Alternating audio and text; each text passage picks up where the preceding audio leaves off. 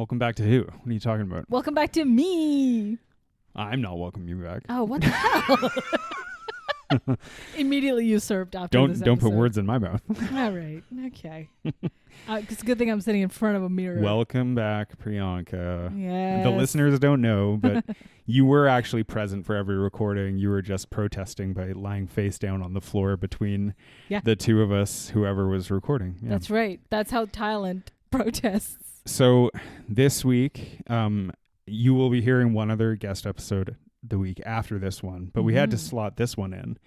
But I gotta say, thank you to everyone who helped me while Priyanka was in some fucking country. Hey, and what some the hell? fucking no-name country It's unheard of. no one's ever heard of, that nobody is comes from or exists in. And to be honest, I'm more worried about my job, considering I might be the dead weight around here.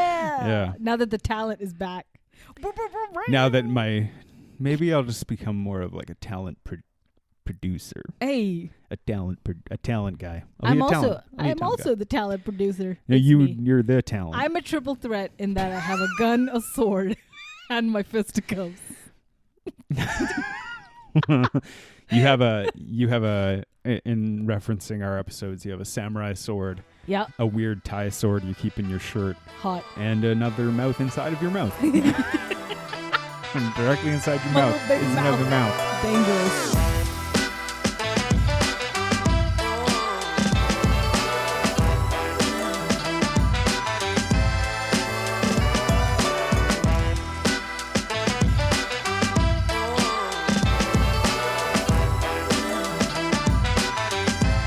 Welcome back. It's nice to have you back. Thank you, baby. And the reason we have to do this episode is because we'd like to welcome you to the 91st and 96th Academy Award show. Hell yeah. In our plain old obtuse low ceiling style, we will be covering some programs. Couple programs. Hell yeah. This year's award show is hosted by Jimmy Kimmel. And with performances by Lady Gaga, Michael Jackson, AC/DC. They did the original. No, both of them. They did actually. AC/DC did an original song for the film Past Lives. Okay. Yeah, it's the song they play at the very end. Getting Thunderstruck, and they'll be performing at the Academy Awards with the walk-on part by Will Smith, who will strike them with his thunder. Will Thunder Smith. And then the 91st Academy Awards, they were hosted by Jimmy Kimmel with music performances by Lady Gaga. That's right. Featuring AC/DC singing Shallow. And the reason I'm doing this, I don't know. I don't know how much less I could care about the actual program of the Academy Awards. Yep. But on the other hand, we're doing a show about it, and I care about the people who win. Yeah. I certainly cared in 2018. And we actually have a special guest for this award show. It's Jimmy Kimmel. Come on. Hey. No. I didn't watch the Academy Awards in 2018, as is my tradition of not doing a thing. Oh yeah. I was there for the aftermath though. John, what does 2018 mean to you? Tell me. You want me to start? I'll go. Go on. No, go on. That was our clunky. We had some technical difficulties earlier. We invited Jimmy Kimmel to be a guest on the show. That's it. He came in, and he shot me in the leg. and then he was like, "Count to 5." I couldn't do it. My leg does hurt though. I fell on my ass at soccer.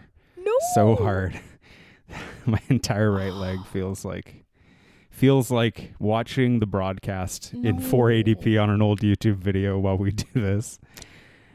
The 91st Academy Awards. Good thing you had a dump truck to land on, though. Am I right? Hey. Beep, beep. This truck's backing up. This pod celebrates cheeks. That's what I say every time I'm defending in soccer. Whenever I get near another player. Beep, except, beep. No. Except I say it really quietly. I'm like, beep, beep. This dump truck's backing up into you. Just in their ear? Yeah.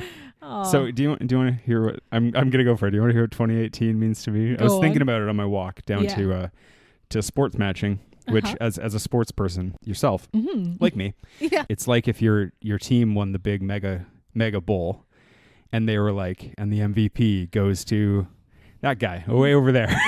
Yeah. And he's already got a line of Coke on his nose, and he's like, me, I won the biggest thing. And they're like, yeah, you. And everyone on the team is like, well, I mean, he's not bad. No, even though his name is Churbs Lurb. Churbs Lurb. We'll award it to him. Chris over there. And Churbs Lurbs. Tell me about 2018. I keep thinking back to like how 2018 was not kind of an unremarkable year for me. For yourself personally, or for me cinema? Personally, because I was like, everything in my life is pretty great. Yeah. I'm just gonna go to the cinemas and have a great, happy time. And then it was just like watching Spider-Man 6 times. That's when the first Into the Spider-Verse came. That's right. The first Into the Spider-Verse came out, and then there was Into the Spider-Verse 2, and then Across the Spider-Verse. Back into the verse. Yeah. Verse 2 for Furious. It's me just repeating old jokes I've already said on the pod. Yep.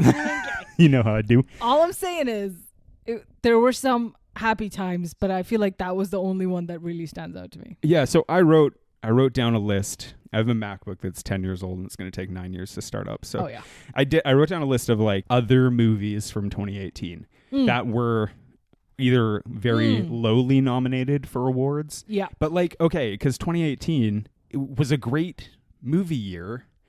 They just stuck the landing by picking the weirdest movie. Yeah.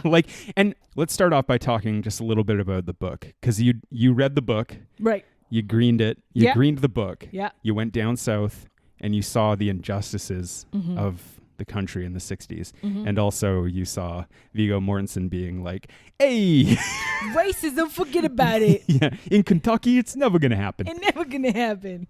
Yeah, so you what watched, a choice. we watched Green Book together, but you'd never seen it before. I had seen it. Now Green Book, it's not a bad film. It's just so weird that it won Best Picture. Yeah. And it would be considered, I think, an all right film if it didn't win Best Picture. And I think I said the same thing the year before about Shape of Water. Yeah. And I stand by that, even though The Shape of Water is a far better film. Also based on a true story. Just kidding. Also sort of about racism. Just the racist fish. Speciesism. Yeah. Speciesism. But you do make a good point of like, what if it wasn't a true story? Would it have gotten as much interest? Exactly. I actually, like, that's the thing is, like, I think if it wasn't a true story, it would never have been made. No. Basically. Just because it's just kind of too, like, trite and just cloying. One note. Yeah, and like, it makes you, like, it plays this, I don't want to say trick, but it plays on your emotions in a good way. Because, like, by the end of it, you're like, I mean, fucking, yeah, if I invite him up for Christmas, what are you talking about? Yeah. And then when Sebastian Maniscalco is like, hey, I think I can get over the fact that he's black, you're like, yeah, thank God, thank God you can, because I can too. Wait till he finds out that he's gay. It's a whole other, they had to cut the movie short. They're like, all right, we can only do this in pieces. The only magical thing about that film is Mahershala Ali's performance, which is fantastic. Yeah. And even though, like, I also kind of think, we talked about, like, I mean, we're going to talk more about this, but we talked about Viggo Mortensen and the fact that you're like, I can't get over that it's Viggo Mortensen. No. And I agree with you. And it has a lot to do with, like, the mob aspects of that film just seem like made by guys who have watched a lot of mob movies. Yep. And they're like, they do this and they put their hands up like this. And Viggo's like, you mean exactly like that? Hey. And they're like, hey, Viggo, you're doing it right over there. It lacks the ease of, like, clearly of, like, Scorsese or, like, The Sopranos or something by David Simon. Like, it kind of, like, it's like a caricature in a way. It is. It's so weird. And I was like, every time I look away from the screen, or if I'm just like, my eyes are closed and I hear Viggo doing the Boston accent, I would never in a million years have guessed that it's Viggo Mortensen. He's not doing Boston. He's doing a New York accent. A New York accent. Yeah. Sure. Like, but he's very good at it. It's convincing, but then I look at his face and I can't put two and two together. Can I draw a comparison within the film? Yeah. When you look at those street scenes, right? Filmed completely in New Orleans. Yeah. And you're like, okay, you've never been to New York. I've been a couple of times. But even, like, someone who's never been there is like, that's not fucking New York. That doesn't look anything like it. You can't. It's so hard to believe that you're like, this is not what I even consider in the popular imagination what the Bronx looks like. And Viggo is kind of that as an actor in that performance. All right, we're gonna talk more about Green Book. Actually, we've kind of shot our load on it already. But So we're going to do what we did the last time around. We're going to talk. I have an itinerary for us. Hit me. Now that we have restrained Jimmy Kimmel and kept him in the back. But you know what? We are people of our word, and we'll invite him back in good faith next year to be on the show. Yeah, you got another if he'll fucking behave himself, we'll let him come. He's going to try. So, okay, what we're going to talk about, we're going to talk about the important categories. Yeah. In my opinion. Mm-hmm. You have no say in this. That's fair. We're going to go backwards from the bottom to the top, and we're going to go for cinematography. Okay. Supporting actor, supporting actress. Uh-huh. Actress, actor. Yep. Orig screenplay. Adapt screenplay. Beautiful. Director. Uh-huh. Picture. And then we're going to talk about the top 5 risers and fallers. Yep. And then at the end of it all, we're going to give our top 5 favorite movies of the year. Excellent. As cinephile tastemakers. I do fuck a cinema often. I'm reading that Charlie Kaufman book, and I sent you that quote, which that made me. That book is amazing. Antkind, if anyone's interested, by Charlie Kaufman.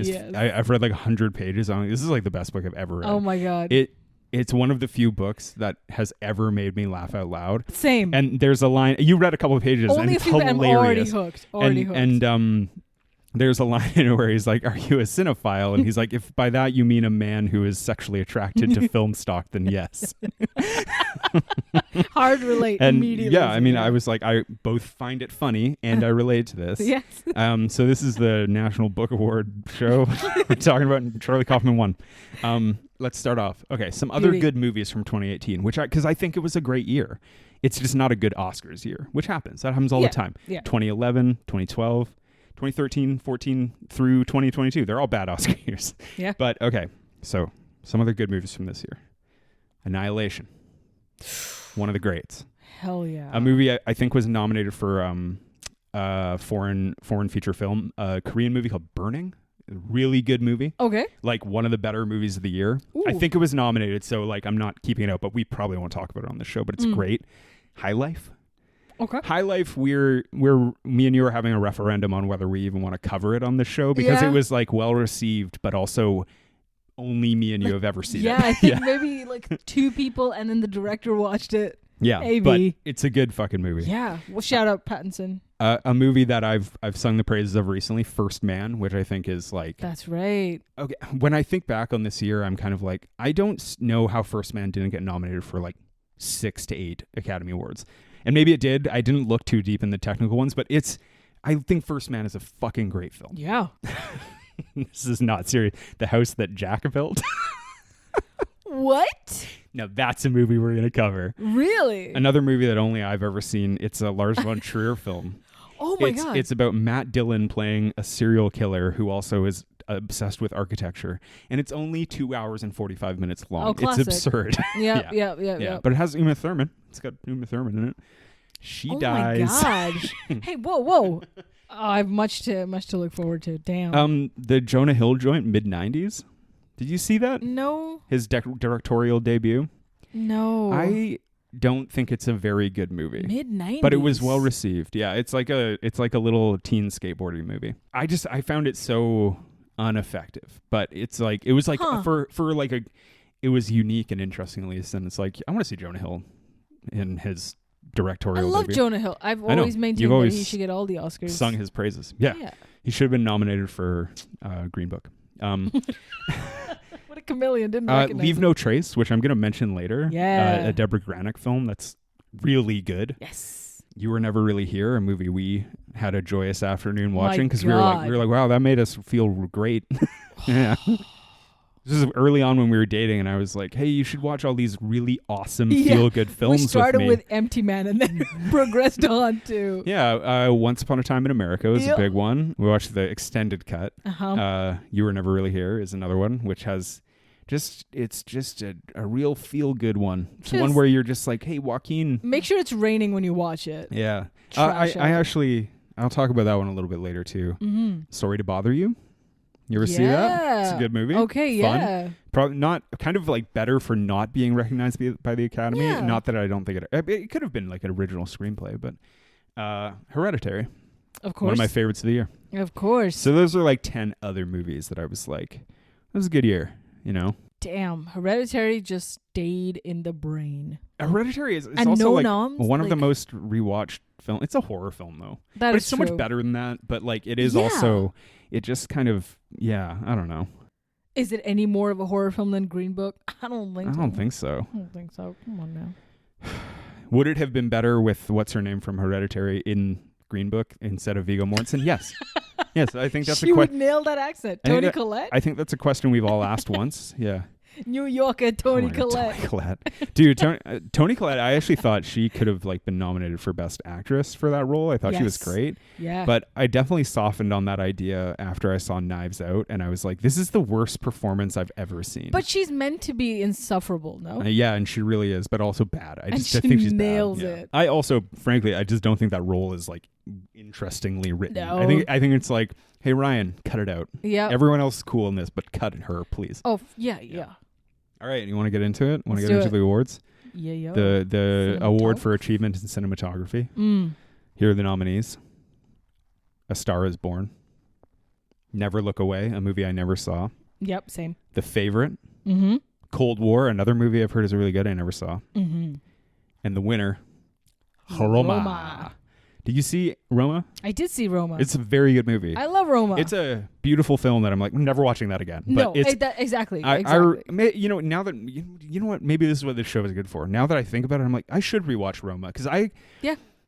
Alfonso Cuarón Mm-hmm. simultaneously makes me excited sexually for his film stock and his Mexicanness, but also makes me angry because I'm like, dude, just make a movie every year. No. You are the most talented man on earth. No.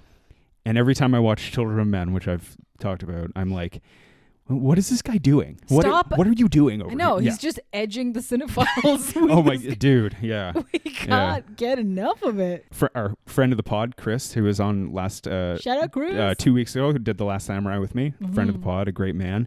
He was telling me that there's this this cinema museum and cinema house in Mexico City that was funded by Guillermo del Toro. I could be getting all of this wrong, but I'm sure Del Toro is involved, and I think Cuarón is involved. Oh. And I joked that I was like, is Cuarón just there like taking tickets? Like he's just like, I don't know if I want to I direct got some anymore. downtime. You know? Yeah, he's such a good filmmaker. And Roma was a great movie. Yeah. I got a question for you. How many times have you thought about Roma since you saw it that one time? Not many, that's the problem.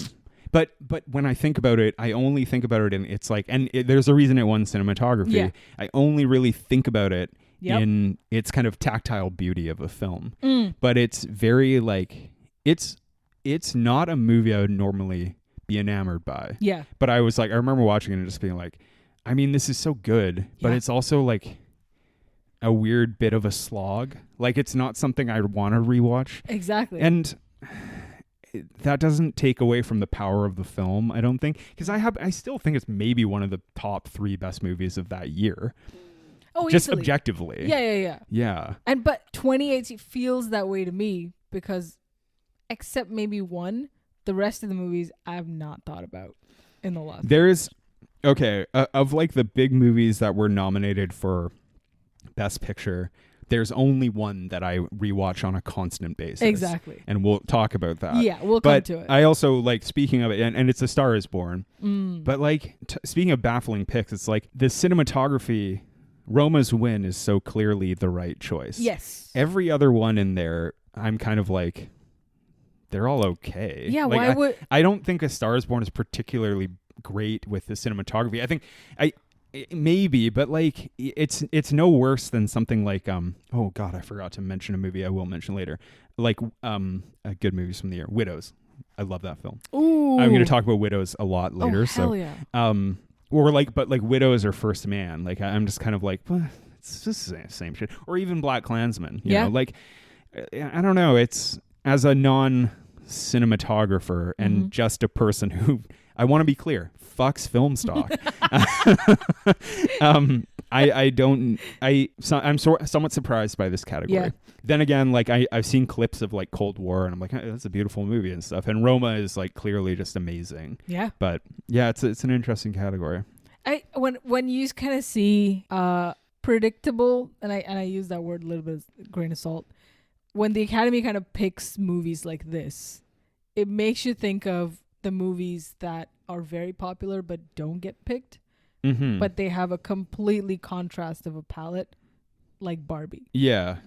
But like Roma is such a quintessential pick for this type of an award. It's interesting because looking across to my cinematography that we'll talk about later from this year, Barbie's not nominated. And so we slapped, to be honest, we slapped this episode together a little quickly because you've been away. So I haven't like sat a lot with the new nominations. So now that I'm looking at it, I'm like, oh wait, Barbie's not nominated, which is a real surprise. Yeah. Yeah. And we'll talk more later in 4 or 5 hours about Barbie, but there's lots of surprises about what Barbie isn't. I mean, Hillary Clinton will tell you that there's many surprises about what Barbie. Remind me to talk about that later. Jesus Christ. Yeah, so cinematography. I throw it in because I think it's like the most important award because they're moving pictures. Oh, they're moving the pictures. And they sexually excite me. Oh, gosh. Jesus Christ. I'm going to say it every Jimmy Kimmel, you got to get back in here, my Kimmel, guy. Kimmel, hop on the mic. Get this man away from the mic. All right. Want to move on to supporting actress? Supporting actress. Okay. This I got something important to say about this one. Yeah. We got Rachel Weisz, and as members of the only Rachel Weisz fan club podcast, I'm obligated to say she should have been nominated. 100% yes. Emma Stone. For the same film. For the longest time, I thought she had won. We're going to talk about Emma Stone later because she was in a big ass fucking movie this year. Oh, hell yeah. What a comeback. Well, she's never been That's down, true. bro. That's Emma true. Stone never been down. Great in The Favorite. The Favorite's an amazing film. Yes. Speaking of Roma, Marina de Tavera, I recall her being very good. That's kind of it. She's well deserved. Yeah. Amy Adams, There of course, we are. Vice. I was like looking, I just have Adams, and I'm like, Adams who? Lynn Chaney. And the winner, Yes. Regina King, for If Beale Street Could Talk. Have you seen that movie? Another one I have not seen from that year. Another movie like Roma that was like beautiful, nice, good, but like I just don't ever want to watch it again. So about this category, yes. Do you have any like do you have anyone you would slot in there? I have someone I would remove from here who I thought. Can we say it on 3 who we would remove? Supporting actress? Yeah. 1, 2, 3 Amy Adams. Yeah, I was gonna say. We did a whole podcast about this movie. For sure. I don't like her performance in that film. No. I think I made that clear. It's 100% too much Lynn Chaney. And the other thing too, speaking of If Beale Street Could Talk, I like Regina King. I just don't think she should have won. Yeah. I think she's good in that movie, but I just don't think she should have won. Who's the lead actress in that movie? Oh God. She's in that Netflix movie that everyone loves that I hate about the people who live forever. Eternal? No. No. That movie made me feel like I was living forever. Yeah. No, the Old Guard. Yeah, that stupid ass. Charlize Theron? Yeah, that stupid movie. It's the younger lady in that movie. I fucking forgot her name. She's very good. And If Beale Street was like I think her first big role. Oh, interesting. She's great. She's a very good actress. I just think that movie is dumb. Huh. Stupid movie. Hey, big fan of Old Guard here, man. I can't. Jimmy? Right. Jimmy, get back here. Jimmy, get her out. Yeah. Get her Tell me what you think here. of Old Guard. So I have someone who should replace Amy Adams then if we're talking about go it. on. She's a big one. She's tall. Yeah. She, in my opinion, should have won the award straight up. Elizabeth Debicki in Widows. Ooh. Easily. I think my favorite performance of the year. I think she's amazing in that film. She would have won over Rachel Weisz, you think? Yeah. No. Yeah, dude. Come on. I absolutely love her. I think that's your crush talking.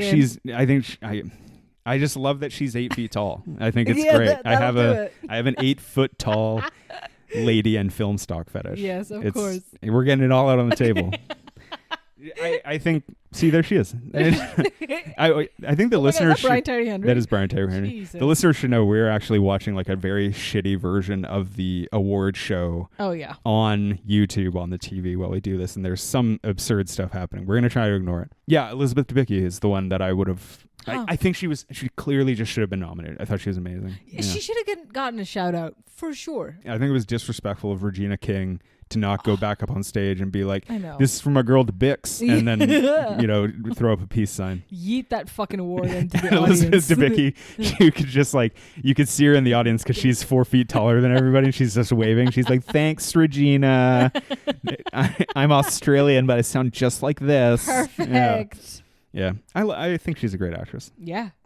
She's underrated. I think she's underrated because she's tall, blonde, and looks like a model. I think, but she's a real threat, man. She's great. They'll wait to cast her with someone who's the exact opposite of her. Yeah. At the tiniest man possible. Frankly, I think most of the Academy members are threatened because she can fucking dunk on them. Yeah. She'd be like, hey, Regina, one-on-one. She's like, nuh-uh. Have you seen her and Shaq in the same room? They're the same person. Yeah. Not once. Yeah, dude. Not once. Yeah. All right. Supporting actor. Supporting actor. So hold on. So you would take out Amy Adams, but you don't have another another role that you can think of? No, I can't think. That's fair. Yeah. All right. No. Supporting actor. I have more thoughts on this too. Hit me with it. All right. Nominations. And we can get this out right away. Let's take Sam Rockwell out. I knew you were going to go to Vice put again. him to the side. Oh. Sam Rockwell, who won the year before for a very good role, but a good movie. Who is, I believe, he's nominated twice in a row. Yeah. Was he also nominated for Jojo Rabbit? He might have been nominated 3 times in a row. That guy fucking gets it done for the Academy. Sam Rockwell rules. I'm a big Sam Rockwell fan. Just a bad role. He should just play himself or a weird character. Richard E. Grant for Can You Ever Forgive Me? Yeah. A movie I still have not seen. Doesn't do a lot for me. No. The subject matter. But I'm a big Richard E. Grant fan as well. This is a Grant fan pod. Yeah. Grant City over here. Grant City. We always said it. Sam Elliott. Yep, Mr. Mustache himself. Yep. Mm-hmm. Stars Born. Now there's some contention here. I thought Sam Elliott, of the nominees, no offense to Mahersh, I thought Sam Elliott should have won. Because there's no way that anyone doesn't watch him back out of that driveway in A Star Is Born with tears in his eyes and not cry. I can't believe he's amazing. The amount of screen time that Mahershala Ali got for Green Book still makes him just a supporting Mahersh actor? could have been nominated for Best Actor. That's what I'm saying. If Mahershala Ali, if that movie was written as, if Mahershala Ali showed up in the first act at all before Viggo finds him and this movie becomes more of a two-hander, Mahershala Ali is he's pretty much the actor. He's the movie. He is the movie worth watching. And then is that a thing where... I'm sorry, Mahershala Ali wins that year. The screen time that he clocks. And we missed one, sir. Adam Driver for BlacKkKlansman was nominated too. Ooh, yes. A fine performance. I don't really care for it. A fine performance. Yeah. But he's doing the most. He always does. He is Adam driving it to the rim. He's the only person in SAG who's ever come close to beating Debicki in a one-on-one matchup. Oh, yeah. Yeah. Oh, yeah. She would still win, though. Dunk on that fool. She's got length, bro. Yeah. She got length. Mahershala Ali, only supporting actor? He's in 90% of the film. It's when you think of it that way, it is kind of it's not shocking that he won because his performance is amazing. Yeah. But it is a little bit this is edging close to being not a supporting role. Come on. Much like God, I bring it up all the time in Fences. Yeah. The lead, the co-lead in Fences with Denzel. It's the movie's so long and she is in it for so much of it. It's ridiculous she was nominated for supporting crazy. Yeah, so okay though. Of the nominees, I think Sam Elliott should have won. Yeah. However, I agree. There are 2 other roles that I would slot in there. Ooh. And I would, as I said, I would take out Sam Rockwell. Yeah. I would say bye-bye to Richard E. Grant, unfortunately. Because I think we're going back to Widows again. We're digging deep. Ooh. Daniel Kaluuya. Daniel Kaluuya is phenomenal. Cooking in that movie. I am so upset that he didn't even get even an air of a mention. He's part of my favorite exchange too of the whole year. It's this is my brother Jitem. I love you too. My brother Jitem. That movie also has my favorite insult ever when Robert Duvall is tell you redheaded paperweight. Change my schedule. Tell that redheaded paperweight of yours. Oh my God. Yeah. Chills. Yeah, Robert Duvall. He's here right now. He's here. when Colin Farrell like is like, no, Pop, I'm not gonna do that, and he's like, fuck you, fucking fuck you, you fucking fuck. It's it's amazing. He just goes ham, and Daniel Kaluuya in that film goes ham as well. He is fantastic in that movie, and he's the only. This is gonna sound a little sacrilegious to some people. The only role I can really compare him to is like the Joker in Batman. He's got this energy where he's just like he's just cooking in the supporting role. You can't take your eyes off him for a second. He's fucking wonderful, man. God. That scene with the cool kids where they're rapping and Steve McQueen just is a genius. He's a flat out genius, and he just knows how to shoot. And like that scene where they're in the gym and they're rapping and they're turning in the circle, it's fucking so. And Daniel Kaluuya is like up in their face and just like, oh hell yeah, he's so good. And he wins years later for Judas and the Black Messiah, right? Which I've never seen, but I'm like, right, man, he's done so many great roles. And also this year, he's also in Black Panther, which. Like, I don't think he should have been nominated or recognized for it, but it's like he's just having a great year. He's just having of course. The year before he's in Get Out, like it's crazy. And then also, or maybe not quite yet, but he's gonna come up in Spider-Man. Mr. Kaluuya is he into the Spider-Verse? I don't know. I know that might be the recent Spider-Man, but Kaluuya, I see you. He's just on the radar. He's amazing. Well, of course there. he's on the radar. Yeah. Now, okay. Speaking of widows, I would have also put in Brian Tyree Henry. There was a lot of buzz around him at the time for his role in If Beale Street Could Talk, which you've never seen. However, when we rewatched Widows, I was like, he is so good in this movie. He's so good in it. And for just having a year where he's like, dude, you're in 2 supporting roles where you're unbelievable. Yeah. It's like, I don't know how this guy didn't even get nominated. So what happens in Beale Street, which is cool, is like he does this role where he shows up for like 6 minutes and just takes over the film for like 6 minutes, and you're just like, holy shit, and then he's gone. but people like, that was one of the big things about that movie. It was like the 2 main roles are kind of like fine, but there's all these other roles around them, and one of them is Brian Tyree Henry, where you're just like, holy fuck, and then he's like, anyway, bye, and he's like gone. It's really amazing. When there's a movie like this where like a supporting actor is in a movie for 6 minutes, and also a supporting actor like Marshall Ali, who's in the movie for probably 2 hours, and it's still kind of the same level of hierarchy for supporting actor. I don't know how they make these choices. You know what's another so time interesting, has nothing to do with it, I guess. You know what's another interesting one from this year? The Favorite. Yeah. I would argue that Rachel Weisz is the actress. That's what I'm saying. And Coleman is the supporting actress. Yeah. But Coleman wins for Best Actress for this role, deservedly so. But it's like, it's very strange how they choose to do these things. Anyway, do you have any supporting actors who you'd slot in there? Or do you have any like picks that you think are baffling besides Sam Rockwell? Besides Sam Rockwell? But you agree with me that Sam Rockwell should not. He should, and also Richard E. Grant should not be in there. We don't know that. I was being flippant. No, but I mean, that's what I'm saying. I can't reconcile the fact that like your screen time has little to nothing to do with getting awarded. Can I make a prediction? Yeah. Richard E. Grant in that movie is doing the same thing Richard E. Grant does in every film. Not that I'm saying it's bad. He's got a thing. He's just Richard E. Grant. Crazy guy. He's got a thing, and he's been doing that thing, and he's like, I've been doing this thing all over town. He's been doing it in Saltburn. This is how he sounds, even though he's English. Oh, he's an old Englishman. I'm out here and talking this my is Elizabeth English. Debicki. And this is Robert fucking Duvall. Jesus Christ. Get him out of here. This is a cavalcade of characters. That's what I'm setting up here. I'm here for it. I love you too. Ugh. All right. Let's move on. Let's do it. For the love of fucking Christ. Is there no other supporting actor in BlacKkKlansman outside of Adam Driver? It's Driver. Yeah. J.D. Washington did not get nominated for yeah. I mean, Topher Grace could, you know what I mean?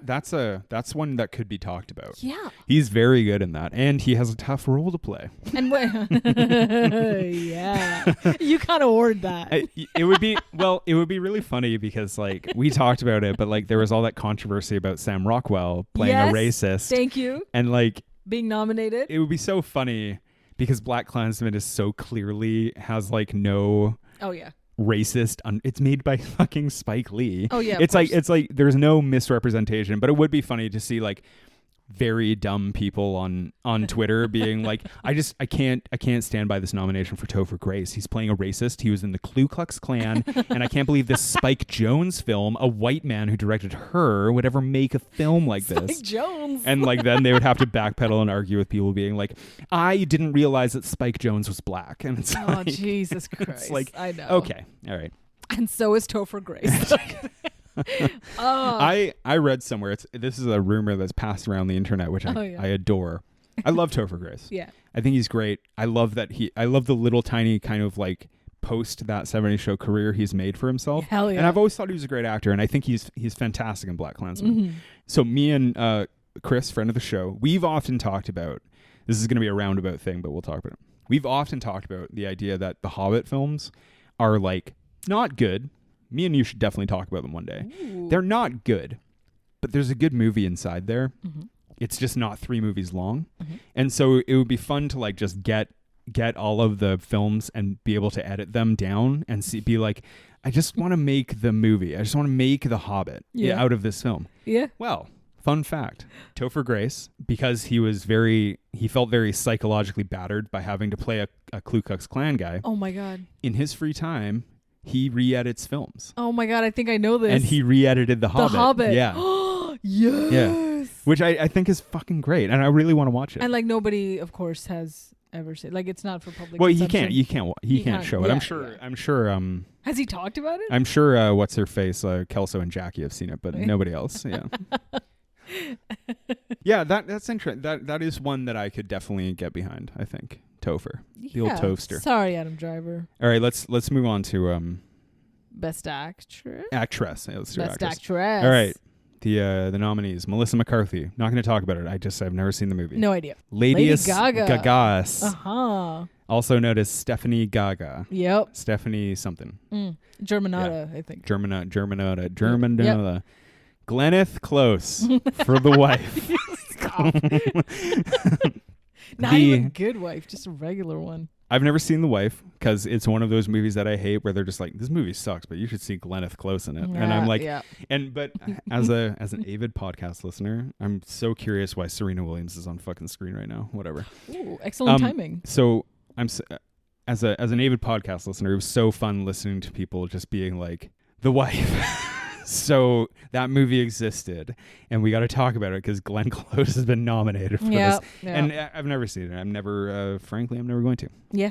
Yalitza Aparicio for Roma.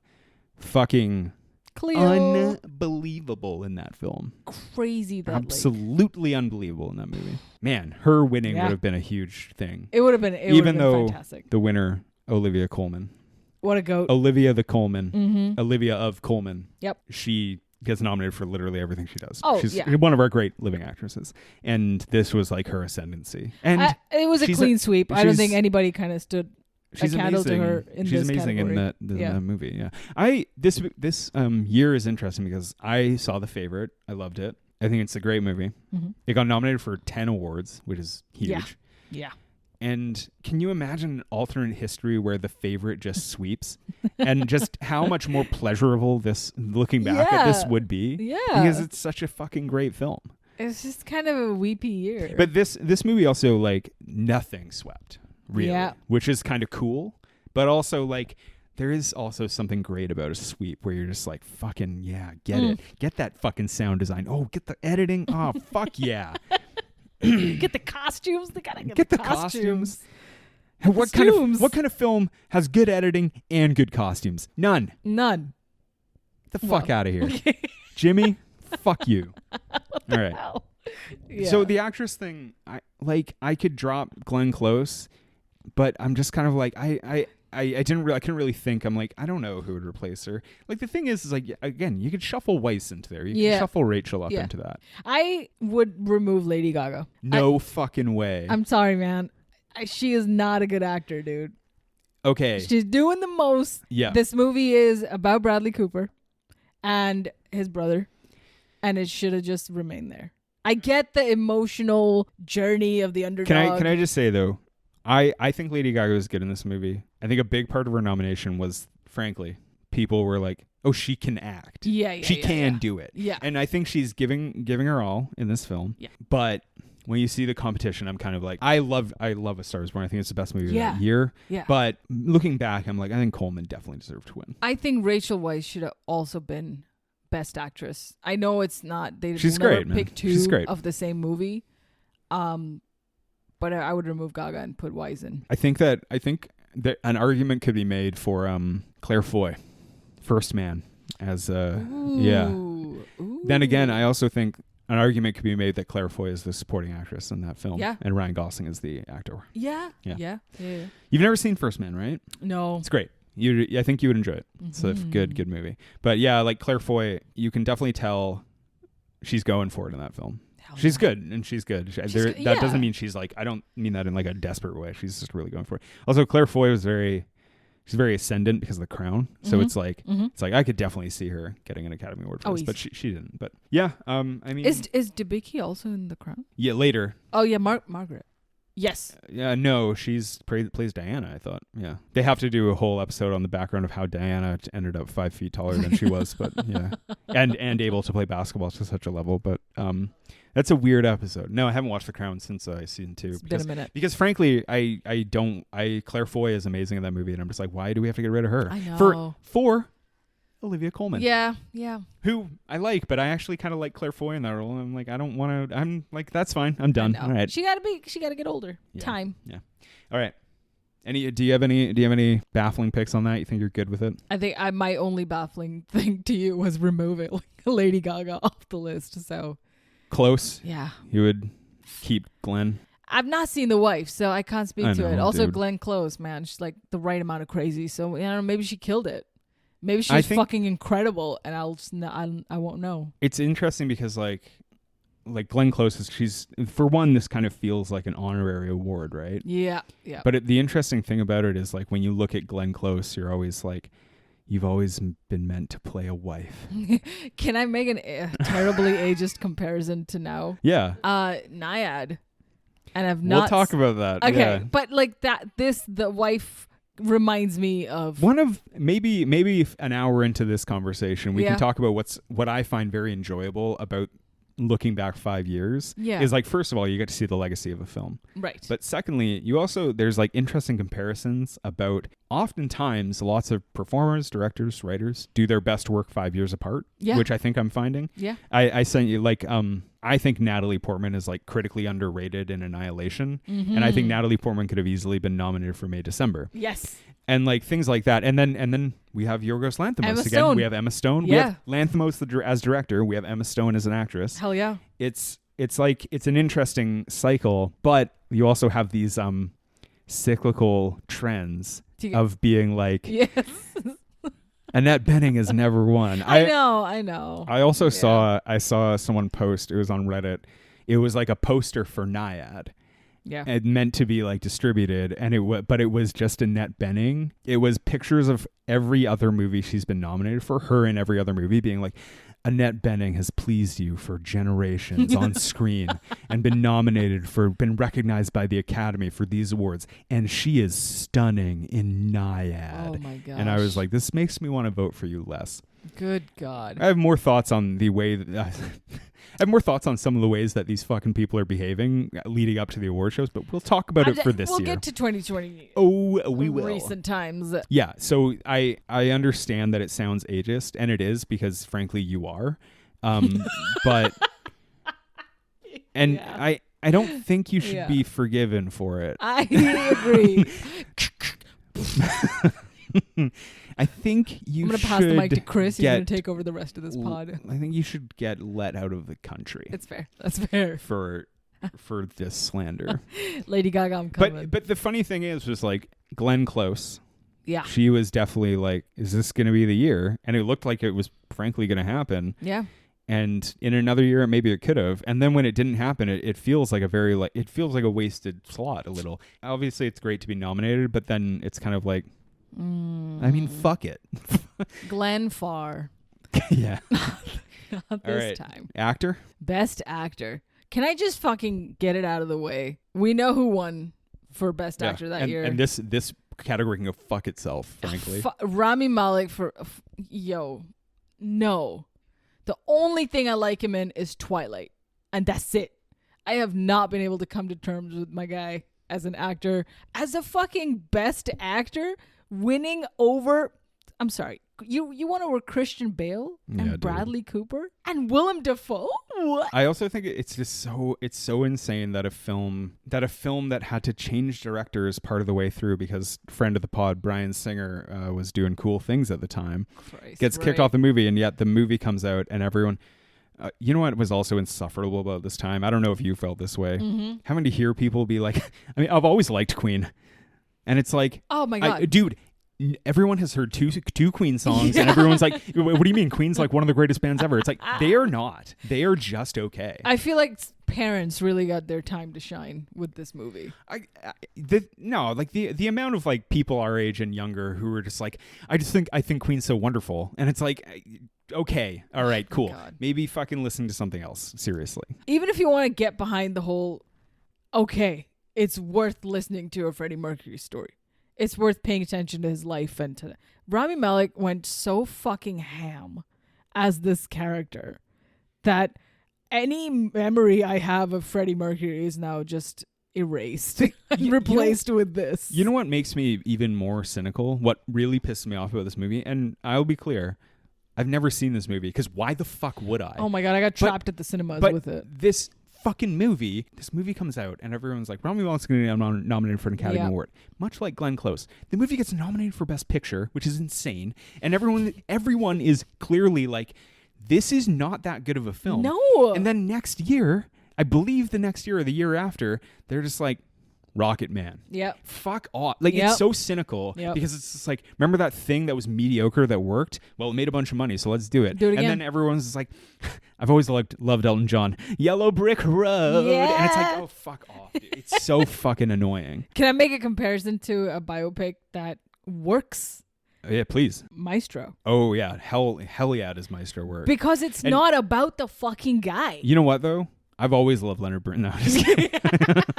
Because like these movies try so hard to be like about the character, about the life and the whole fucking story and where did he shit the bed and la la la. Maestro works because it's about how annoying this fucking guy is, how much of an asshole he is, and terrible at his marriage, and all these other things that are so much bigger than Leonard Bernstein himself. Is he a genius? That's just like a small part of it. Everything else that like... The other thing, though, I think that the comparison is... The reason why Maestro has to be a better level is because Leonard Bernstein didn't die tragically. Freddie Mercury died of AIDS, right? Like he died... He was taken before our time to a tragic disease that killed many, many people. Yeah. Which is sad, you know? And like... So you have that kind of like, what could have been, right? What could have been if Adam What's-His-Face wasn't heading Queen right now in Las Vegas or whatever.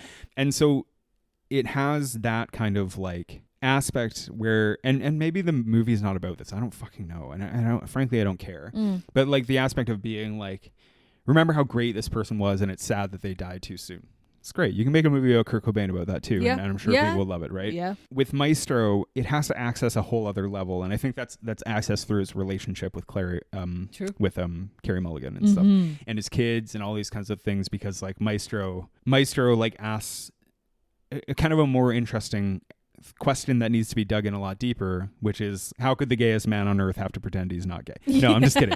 Like it just has to access a different level of thought, I think, than the simplistic but effective way of kind of being like, it's tragic when huge stars die young. It just is. Yeah. Fucking there's an Amy Winehouse movie coming out soon. Like, you know? Oh shit. And that's another movie where I'm just like, am I just musically stupid? Because like I've heard like 2 Amy Winehouse songs and everyone is like, she was the greatest songbird of her generation, and I'm like, okay. She put out some bangers though. I don't doubt it. It's like not my kind of music. Fair. With like Queen, the thing that bothers me is just kind of like, well, nobody really listens to Queen.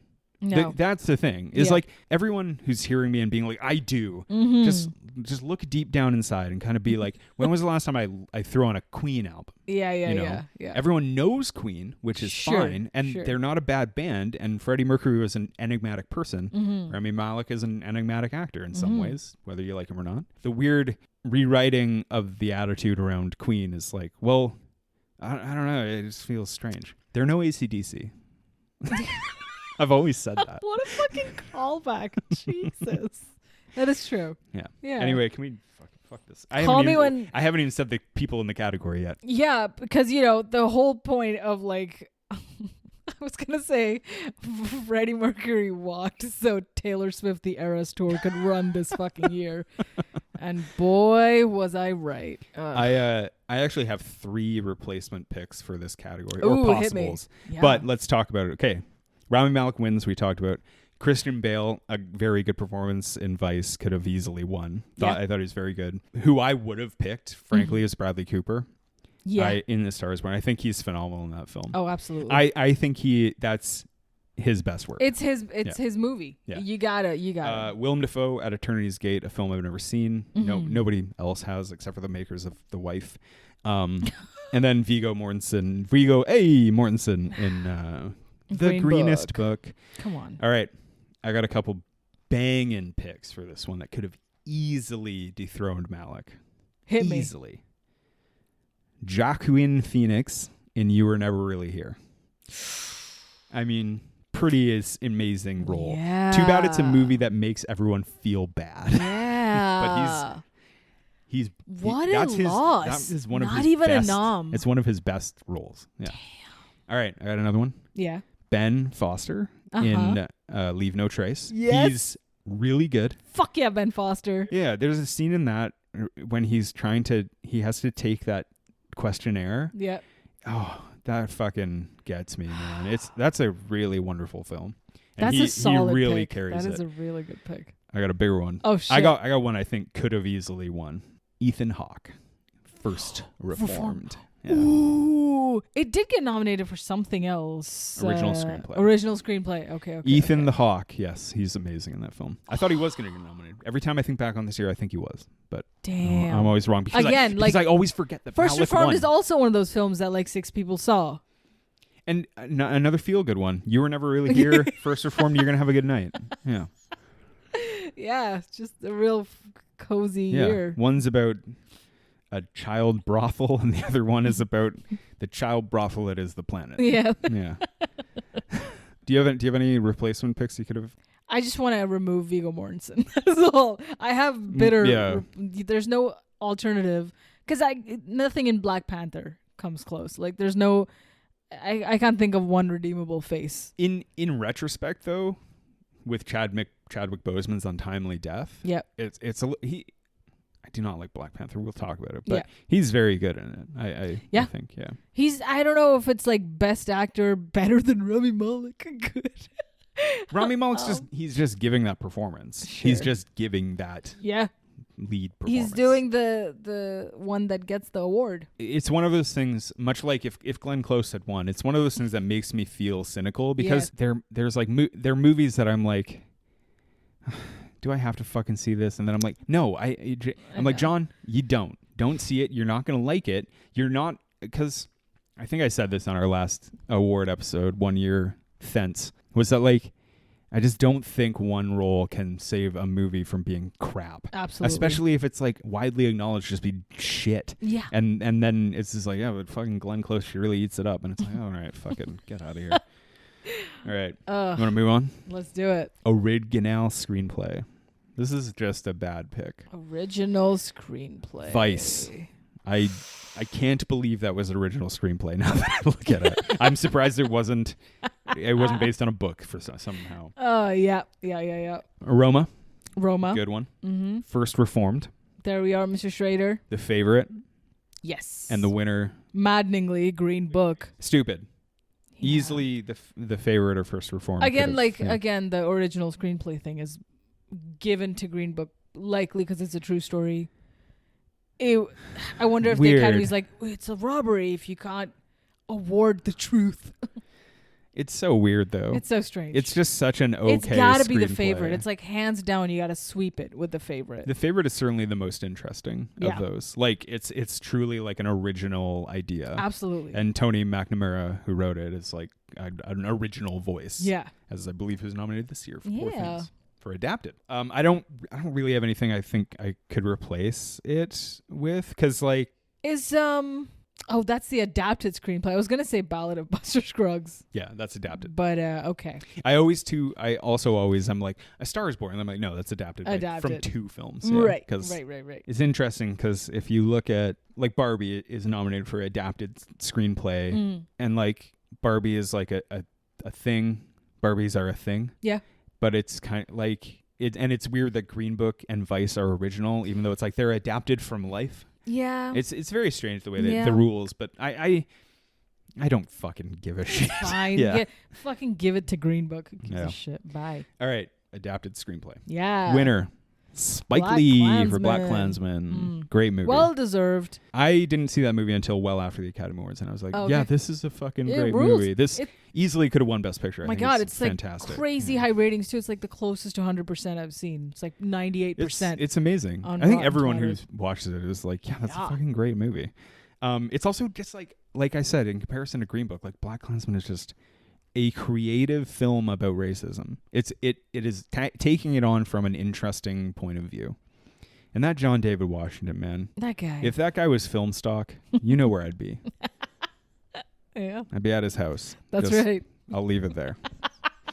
All right. Run. Other nominees, the Buster Scruggs. Yes. I think written by a young duo known as the Coen brothers. Hey, yeah. Can You Ever Forgive Me? No idea. The woman who directed that movie and wrote it, she wrote and directed, I think her first movie was a movie called Diary of a Teenage Girl. Oh, okay. That movie. Nicole Holofcener? Oh, okay. It must be who wrote it? Nicole Holofcener. Who directed it? Directed by Marielle Heller. Marielle Heller wrote and directed her debut movie was this movie called Diary of a Teenage Girl. And it's very great. Nicole Holofcener, she wrote and directed that You Hurt My Feelings that we watched this year. That's fantastic. What that name Nicole is Holofcener familiar. is like one of the great filmmakers of her time. She also co-wrote, I believe, The Last Duel with Ben and Matt. Oh, damn. Yes. Oh, damn. I believe she wrote The Lady Parts. Ooh. Yeah, so anyway, Marielle Heller, Diary of a Teenage Girl is like legit, like a very, very good movie. And it's got our favorite creep, Alexander Skarsgård. Hey. So, yeah. The favorite teenage girl. And there's a teenage girl who hangs out with him. I bet you can understand what happens there. Oh. Yeah. Good movie. Really good movie. Yeah. Sorry. And then If Beale Street Could Talk and A Star Is Born. Yeah. Maybe the best and most competitive category in my opinion. Oh, absolutely. It's pretty good. Absolutely. Yeah. So many big names. Do you like Buster Scruggs? I love Buster Scruggs. Yeah. I thought it was just okay. I love that it was not like a great big film, and it was little vignettes, little I hated shorts. that aspect of it. That's interesting. I love it because I would not sit through a full 3-hour film that's just about like country fucking. I would if it was the Coens though. That's the problem I have with it. It's like I'm like the Coens. They can make a 9-hour movie. I know, but they do such a good job with the shorts. Yeah, some of them are better than others too. There's one scene that just like always is in my brain. Every time I see a gun anywhere, I think of Buster Scruggs. Is they're just in a bar and one guy tries to pull a gun on the other guy, but the other guy just like smacks the table, and just as a result, it's so fucking well done. Yeah. And then the whole thing with the digging old guy, what's his face? Fucking hate that one. I love that. Tom Waits is like digging the gold. Tom Waits, man. The number of times I've set Mr. Pocket as my password to things. I think that one is like so fucking indulgent and shitty. I love it. I don't like it. It's so scenic. I like the one that sticks with me a lot is the one that's like the girl who scared herself to death or whatever. Where I think it's Zoe Kazan is in it, and they like get attacked, and then spoiler alert, but she jumps the gun and kills herself. Yeah. But it's kind of like a sweet. It's beautiful. Sweet kind of story. The reason the Tom Waits one, I feel like you hate it, is because it's like, okay, what's the point of this? Because he wanted to no. The reason I hate it is because I'm ageist, a lot like you. Tom Waits is very old. Yeah. He done been waiting. You know, I think it should have been Rami Malek. Yeah. Young, virile, beautiful. Dig for gold twice as fast. He's got a distinct jaw. Yeah. He shows up in Oppenheimer and he's like, I'm just looking. Oh my God. Looking at stuff. Yeah, okay. After Twilight, he's good in that. All right. That much. Let's move on to director. I have one replacement in here. And I've just decided it on the fly. Yeah. Okay, so we got Adam McKay. Yes. Spoiler alert, get him the fuck out. Yorgos D. Lanthimos. The favorite. I think he should have won. Mm-hmm. Paolo Palakowski for Cold War. A movie I really want to see. I heard it's great. I gotta find out. Spike Lee. Yes. Alfonso Cuarón. This is an incredibly competitive category. Yes. But Steve motherfucking McQueen for Widows. I think it's a crisp ass movie, and I love it. And I think it's great. Who would you would kick out Adam McKay and put in? Yeah. If I got my way and Debicki got nominated and Kaluuya got nominated and Gillian Flynn got nominated, then it's like you're putting in Steve McQueen and Widows is getting nominated for 5 Academy Awards. I think it's really weird. And also, I'm sorry, who is the main actress in Widows? She's amazing. Viola Davis. Viola Davis easily could have been nominated for Best Actress. Sure. She's fantastic. And Gillian Flynn could have been nominated for adapted screenplay. I actually want to stand for an adapted screenplay replacement right now that I forgot. Go on. Annihilation. Yeah. I think that movie is amazing. But I don't. Hold on. Here's the argument I'm going to make. And it's going to come up for this year too, which I think is something that, okay, normally I would be very high and mighty about my opinions about the screenplay thing and how they decide. But I heard recently someone explain it in a way that I was like, that's a really good fucking point. And now I think differently about it. But I do still feel a certain way. So I was listening to a podcast and a writer, a screenwriter was like, someone asked about that, about like, does everyone in the WGA who votes, or sorry, the Academy who votes for the awards, who are all writers, do they have to read the screenplays in order to vote? And they were like, no, they just have to see the movie. And normally you'd be like, well, that's silly. But then this screenwriter, he was like, well, everything happens because of the screenplay. So you could argue that like an actor couldn't act without the screenplay, or a costumer couldn't costume, or a cinematographer couldn't cinematog. And so I was like, that's a good point. So I understand why you don't have to read the screenplay a little better. Well, you know? Yeah, but I mean, well, that makes sense anyway. Like, it's like wanting to read a script before the movie is made. Because before I was like, they should fucking read them to really understand the adaptation. But then I was I kind of am softened on that. Right. But something that's so impressive about Annihilation is that those books are amazing. Yes. And that movie is amazing. And they are completely different. Yeah. But it's truly this interesting work of adaptation because Alex Garland was like, a lot of Annihilation, the book, cannot be filmed. It's just can't really be filmed in an interesting way because it's so unique. That's understandable. And Garland really did a good job of capturing the essence, but adapting it to a whole new kind of vibe. Yeah. To a filmic vibe. And I think he deserves kind of like recognition for that. This is where Garland stands. This is a Alex. We're Garboys. Fan pod. Yeah. We're a couple of gardeners. Of Garboys. Yeah. Really excited for Civil War. Oh hell yeah! If that falls within our threshold, ooh, oh boy, are we doing it? Same day pod recording. God bless. Fuck, the two United the biggest States. Attraction about the Annihilation series is the fact that the fear comes from the people and not the environment. The environment is scary. It's an incredibly well thought out, well written, but almost impossible to movie. comprehend. Though. And you can't. And to your point, they couldn't have shown that. I just wish they showed it through people's interactions. The biggest part they removed off of that was the psychologist who kind of turns on them, and there's a whole plot where she wants to mind control, and it was just Jennifer Jason Leigh. Yeah. Jennifer Jason Leigh is that character. And having read the thing, and you go in kind of hoping to get that fucking bone chilling, and it's just gone. I didn't read it until after.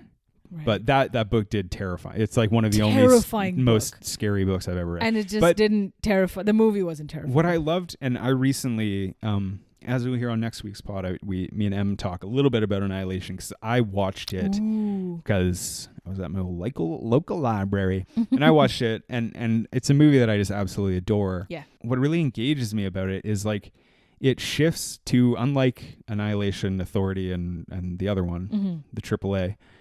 It shifts to a more like a movie that's about grief a little more poignantly. Yeah. If you start to like, that movie can be like alienating, a lot like Men or Ex Machina. Of course. But when you start to engage like emotionally with it, which I honestly could take like a few viewings, it's so much more effective, even though it's like already a very effective film. And I just found that like amazing. And I think he does such a good job. And again, I think Natalie Portman is like, she's fucking great in that film. Hell yeah. Yeah. If I had my way, she could get a nom, but like that would never happen. But that movie is just so underrated. I just think it was fantastic. She's gonna sweep it up soon enough. Well, no, she was not nominated. So. Oh, damn. She's already won one. So, all right. So, director.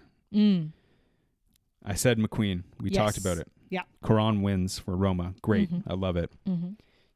I mean, that's when you're like, boy, Roma should win Best Picture. Hey. Let's move on to Best Picture. It should have been the favorite. Yeah. As I said, in my fantasy world, this is the favorite sweeps. Yeah. Yeah. But let's talk about the Best Picture nominees. Green Book. Green Book winner. Black Panther. A movie I cannot stand and I don't think is very good. I can't believe it's in a Best Pick. It's not that good. No, it's not. No. Okay, thank you. Okay. Every time someone rolls their eyes at like, why the fuck is Spider-Man in these like Academy Award now? It makes more sense for this film to be there rather than Black Panther. Yeah. Okay. Here's my other thing too. Now, I do not count myself as an expert in the Coogleverse. Ryan Coogler, the director, who is a very talented director, but people talk about like Black Panther when they talk about it in the context of the Marvel Cinematic Universe. A lot of the times they're like, like sometimes you get directors who can bring their own unique touch to a Marvel film. Like Ryan Coogler. It's like that movie looks it's the same as every other fucking film. It looks the same as the Eternals. And the reason I fucking watched it because I heard people say that. It was like, it's different than most Marvels. It's the same thing. It's the same shit when I had people be like, oh, you should really check out Guardians of the Galaxy. I'm like, it's the same fucking garbage that I've been fed this entire time. And I'm not saying Ryan Coogler is not an auteur of any sort. I think that he probably is, and I'm not very educated on it, but I don't see it. I do not see it in this film. The issue I have that's like, it just feels like such a like whatever pick, like a popular pick. It is. It is that. Yeah. It's a popular cinema thing that is which stupid. you would think something this popular should have been closer in the noms. Like should have had more nominations. Yeah. But like Barbie. Yeah. Yeah. We'll talk about Barbie. All right. Bohemian Rhapsody. Yeah. Nominated for Best Picture. There's like an eight nominations on this. Is that common? Yeah. They have 10 max. They always they have 10. This year there's 10, I think. This year there's 10. Okay. Oh yeah, 10 is the maximum, which I'll say it again, fucking stupid. They got to go back to 5. That's it's crazy. Insane. Because there's like a couple great movies this year that I'm like, no, go away. I don't think you should be nominated for Best Picture at all. Much like Black Panther. Yeah. I just don't think it's really worthy. No. The favorite, Roma. A Star is Born. Vice. Get the fuck out of here with Vice, please. And as I said, I could throw. I said, oh. Did I miss it? Black Klansman. Yeah. Black Klansman could have easily won. I think it was one of the best movies of the year. Oh, absolutely. As I said, my fantasy would be that Widows would be up in there. I love Widows. It's great. But also, there's another world where First Man gets like 8 nominations. I think First Man is like one of the like most well-made films of that year. So I just like when I saw it in theaters, I was like, this is definitely an Academy Award play. And then they were hard agree. They were like, no, Damien, because you embarrassed that man with your La La Land hijinks. And then he was like, all right, I'm going to go make a movie about an elephant shitting on a person. That's going to be so fucked up. Yeah. You're going to want to watch La La Land. Damien, go back into your bedroom and write a new film for us. Go tuck your trumpet into bed again, my guy. Go kiss your Euphemism, trumpet's not mouth. at all. Yeah. No. lick your trumpet. man loves the trumpet. Man loves his trumpet. Yeah. What are your thoughts on like what has like fallen My risers, from grace? my risers and my fallers. Yeah. What are All your right, let's do fallers it. from 2018? Let's go back and forth. Okay. I got one. Okay. I got a downer, and we talked about it earlier. Yeah. Roma. Yeah. Just nobody talks about it anymore. I think it's a problem because Netflix does this thing where they like, it's like they want to be the conversation every week. They certainly did it this time. Yeah. And like they're worse about it now. Like Roma was like one of the first big plays they made for award show contention. But they constantly just like shoot themselves in the foot by being like, and now is a artful Alfonso Cuarón film called Roma, and then it's like, but next week we have this other fucking thing that you might love. It's about a serial killer. It's a true crime story. You want to watch another documentary about that? And of you're just course. like, no, can you finish what you're saying about Roma? It's like, no, we're moving on. Stranger Things 7 is coming out. 6 identical other pieces of work that you should consume instead. Yeah. Here is 700 documentaries made in the exact same style. Oh my God. And the good thing about them, though, is that instead of being 1 hour long, they're 10 hours long. You want to watch it? It's like, no, I don't. So, yeah, it's my down, Roma. Go on. I have 5. The fucking award-winning Green Book. Lol, who? Yeah. Biggest faller for me. Yes, me too. Yeah, I had Green Book as one as well. That was one of my picks. What a disappointment. And the Green Book's biggest mistake was winning the biggest prize in cinema. Yeah. Unfortunately. Oh my gosh. Well, it's the only way I had to get on the radar, so I suppose good for it. 2, despite our best efforts, Vice. I was gonna say Vice as well. Just because it's Vice, as we dissect a little bit in our episode on it. Yeah. It feels so much of a time now. Because if you recall the Trump era a little bit, you're like, I see why this movie was so made. Oh my gosh. Was so made. And again, like Vice is fine, but it's still just kind of it's like... no Big Short. Well, absolutely not. Yeah. It's trying. Yeah. Anyway, yeah. Okay, go on. Give me another one. That's it. For me, like the fallers were... Oh, I had 5. You got 5 still? Oh, fuck yeah. Hit me with your wrist. Up. Give you one guess. A Star Getting Born, baby. You think that's a faller? No, I think it's an up. It's an upper. upper. It's an up. I'm sorry. Yes. I think it's the most rewatchable. Oh, absolutely. Movie. A Star Is Born is like Fucks. It's great. Cinema. Yeah. That movie's never gonna see a downtime. The other fantasy at the time, if we had been doing this podcast, God forbid, at the time when I was in my late 20s, I would have been the worst person on earth.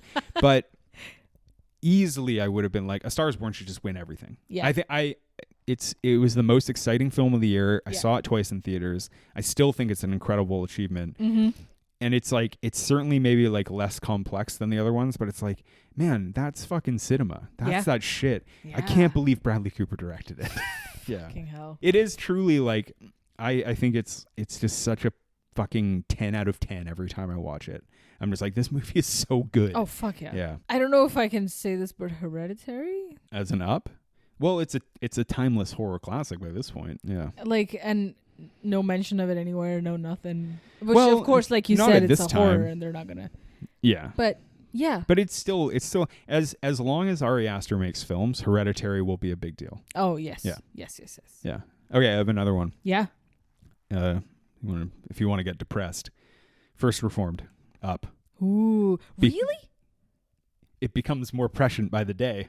Well, that's true. But in terms of viewership, and or if we ever get to a day where that film is not relevant, we're either all dead or we've fixed the planet. But like, how many people do you know even talk about First Reformed? But it's a movie that I think will get discovered because it's like, unlike A Star Is Born, which is like, oh man, this is like the best ice cream I ever had. First Reformed is like something where it's like, I think a lot of people, I mean, and also like people of the generation younger than us are very like climate inclined, conscious, because they're going to be dying in droves from the effects that people before us have done to the environment and us ourselves. But like, sorry, but and that movie, I think it will get discovered so long as it's available and unlock people's kind of feelings and anger about climate change. It's just not in your face about climate change, though, so they would never imagine that First Reformed is going to be about that topic. I think it kind of is, though. It was a surprise to me halfway through it. You know what, though? Like, I do kind of think I could just totally see, like, I can just picture like a 23-year-old like Gen Zer with the big pants and the huge sweater and the fucking septum piercing and the tattoo on the face of Rick and Morty, being like just like sitting in their dorm room, which is 45 square feet, and like surfing on their laptop and like being like, what's this cinema film that I should watch? And then watching it and being like, I'm being very flippant. I do think, but like it's a movie where you kind of, you get off the track of like the greatest auteurs and you discover these other filmmakers, and it could be that first taste of that underworld of like, there's a whole, under this iceberg of amazing filmmakers, there's a whole other bunch of incredible filmmakers. Oh, hell yeah. Schrader being one of them, who it's like, this is like the first real like serious cinema that I'm engaging with as a young person. And I can see that happening for someone in their early 20s, like right now. That's a great point. Yeah. Fuck yeah. Yeah, because I feel like it could have had that effect on me. Yeah. Oh, that, or it's on TikTok in 30-second bits for the next 400 hours. Joyful. And they can still consume it. People will be like, if you can buy barbed wire on my Amazon links, my affiliate links, all these Amazon finds, the best barbed wire to wrap yourself in, and the best bleach mixer with your whiskey. Use my code Barbara. Set yourself up with all First Reformed props. Get 69% off. My name's Elizabeth Debicki. This is how I talk. Dunk. The Favorite. The thing is, I would agree with you. I have not rewatched The Favorite since I saw it. What are you saying? Really? Yeah. I love it. I keep hearing about The Favorite, even if I don't plan on watching it. It keeps popping up on streaming. You gotta understand though, Poor Things is huge. Now, yes, but like in the past 4 years, even. Can I counterpoint with why The Favorite suffers in the Yorgos Lanthimos zone? In my opinion, The Lobster and Killing of a Sacred Deer are just so much more rewatchable. Totally. And I love The Favorite, but if you were going to be like, which Lanthimos movie do I want to rewatch the most? I would argue you could take Poor Things, Sacred Deer, or The Lobster over it any day. I feel like anyone who's brand new to Lanthimos, and if you want to introduce someone to that director, you should start with The Favorite because it's digestible. Yeah, it was certainly his announcement as a major director, because it's the right amount of quirky. For someone who doesn't, you like suck people in by being like, this is kind of a costume drama. Yeah. But then it's like, it's also about Emma Stone going down on Olivia Colman. Yes, of course. And you know what? That, to be fair, that made appeal to many other audiences. There too. you are. Yeah. Great movie. It's great movie. I agree. I have a down, and we don't have to talk about it any further. But Bohemian Rhapsody, like, who the fuck is watching that shit again? Yeah, goodbye. All right, let's go to 5 years in the future. Are we fast forwarding in time? And by 5 years, I mean 2 days from when this episode will come out. We're talking about the 96 Academy Awards. Jimmy Kimmel hosting. AC/DC playing in the background. AC/DC playing in the background. Lady Gaga is probably there too. All right. Before we get into this, I want to talk about some of this obnoxious behavior from these fucking people. Oh yeah, hit me with it. You know how I asked you earlier, what does 2018 mean to you? Yeah. You know what 2023 means to me? Yeah. Celebrities complaining about being recognized for their fame. Fucking that and fucking marketing. Just the hellhole that this shit has become. This was the year of insane marketing. Of sure. Just like, what do we do with all our disposable income? Yeah. Watch the same movie 6 times in different shades of pink. But I also like, I suppose you're referencing Barbie, but also Air, which we've talked about, are just like huge. Yeah. But also like this year too. Maybe I guess I can count myself out as not a Swiftie, but just like the crushingness of Taylor Swift's Eras tour. We're fucking talking about it now. And the cynical thing about it that frustrates me so much is just because media outlets know that if they talk about Taylor Swift, people will click on their little dumb article. Yep. And anyway, we're going to talk about Swifty Swift, talk Swift. Hashtag Swift. So people click on our dumb little fucking podcast. Hell yeah. But no, but that is, it's like so cynical. And then, but something that has bothered me, especially in the awards season, and it started with Barbie, and there's many other podcasters have mentioned this. Margot Robbie didn't get nominated for Best Actress. We will talk about that. Yeah. It starts with Ryan Gosling being like, Margot Robbie was great. And I think that Margot Robbie deserved it. And it's like, great, dude, but I don't like, who cares? Like, who are you saying this to? Because the only resolution to that is like, oh yeah, well, some people think so and some people don't. Great, we're at the same place. Unfortunately, just but like, it's the reason it's shocking is because the amount of money this movie made it seem like everybody who saw this thinks that she should win. But like, the thing is that they are. Margot Robbie is among the most recognizable people in the world. Oh, yeah. And then some other person, the other most recognizable person on earth, is like, I think she deserved this silly award. Oh my and God. I just think that it's kind of silly that they didn't get nominated. And like, he was like very tactful about not being like, it's because the Academy is or some bullshit. Oh, right. But then right. like Hillary Clinton's fucking like girl power nonsense garbage where she's just kind of like, she's like, Margot, I'm with you. I just think that you should have been nominated. And Elizabeth Debicki is too tall and she dunked on me one time. I think it's like, it's so fucking stupid. And the capper to all of this, which I texted you about, and I can talk about it here. I'm going to out myself as not part of the fucking beehive. But what are they going to do? Come and kill me? Oh, no. You heard about the Grammy thing with Beyonce? Yeah. Unbelievable. Beyonce is the most decorated Grammy Award winner in the history of the world. And they're probably the richest. Come on now. But also, like, Jay-Z is like, she didn't win this award. It's like, I don't know. Should make a better fucking album. But and then the other thing about that too is like Jay-Z and Beyonce, two titans of the industry, have been around forever. Why do they still sit around being like, oh man, the Grammys are a real bastion of taste? Oh no, it's so insane. They've given 16 to fucking Taylor Swift. That should tell you all you need to know. Exactly. And sorry, Swifties, don't come for my fucking throat. But it's also like it's like Jay-Z is doing a polite Kanye West. Yeah. Like just kind of going up there and being like, because we're in an era of celebrating mediocrity like we always have, especially since fucking COVID. You'll just grab onto whatever semblance of nostalgia that you have for your youth and beat it into the fucking they're just ground. like, they're also just, it's so out of touch too. And then there's like, I mean, I've seen, I can't bear to watch them, but I've seen Bradley Cooper doing some just insane cringe shit because he's such a fucking tryhard. No. And yeah, and it's all like, what happened to people's fucking heads, man? Famous people, like, what is going on? I think if they don't get talked about a certain number of times in a week or in a day, you lose money.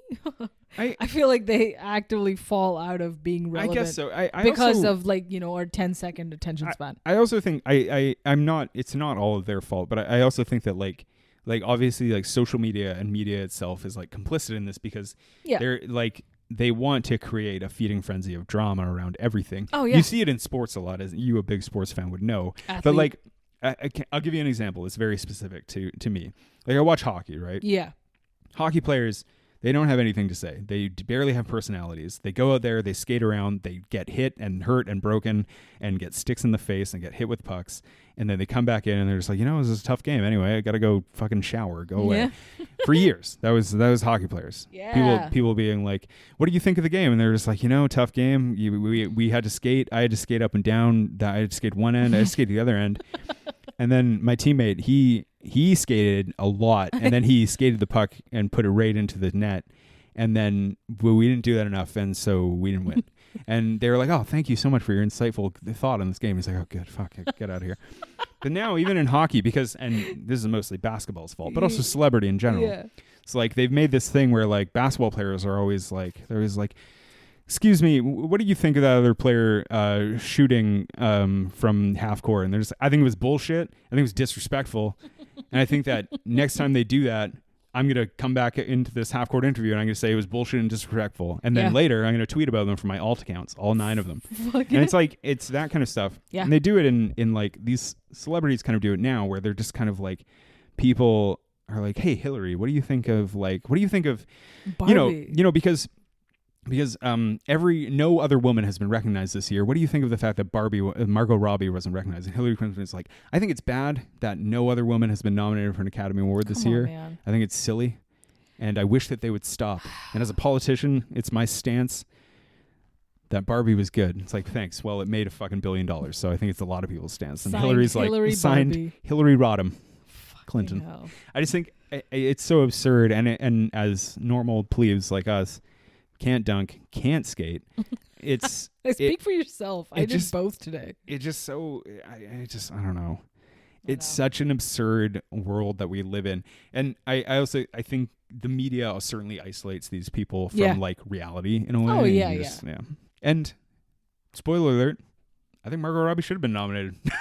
Yeah. Yeah, but we'll get to it. Yeah. All right, let's Also, go. but they make it seem like it's such a robbery, but Greta Gerwig gets nominated for anything she ever makes. Yeah. Every time. Yeah.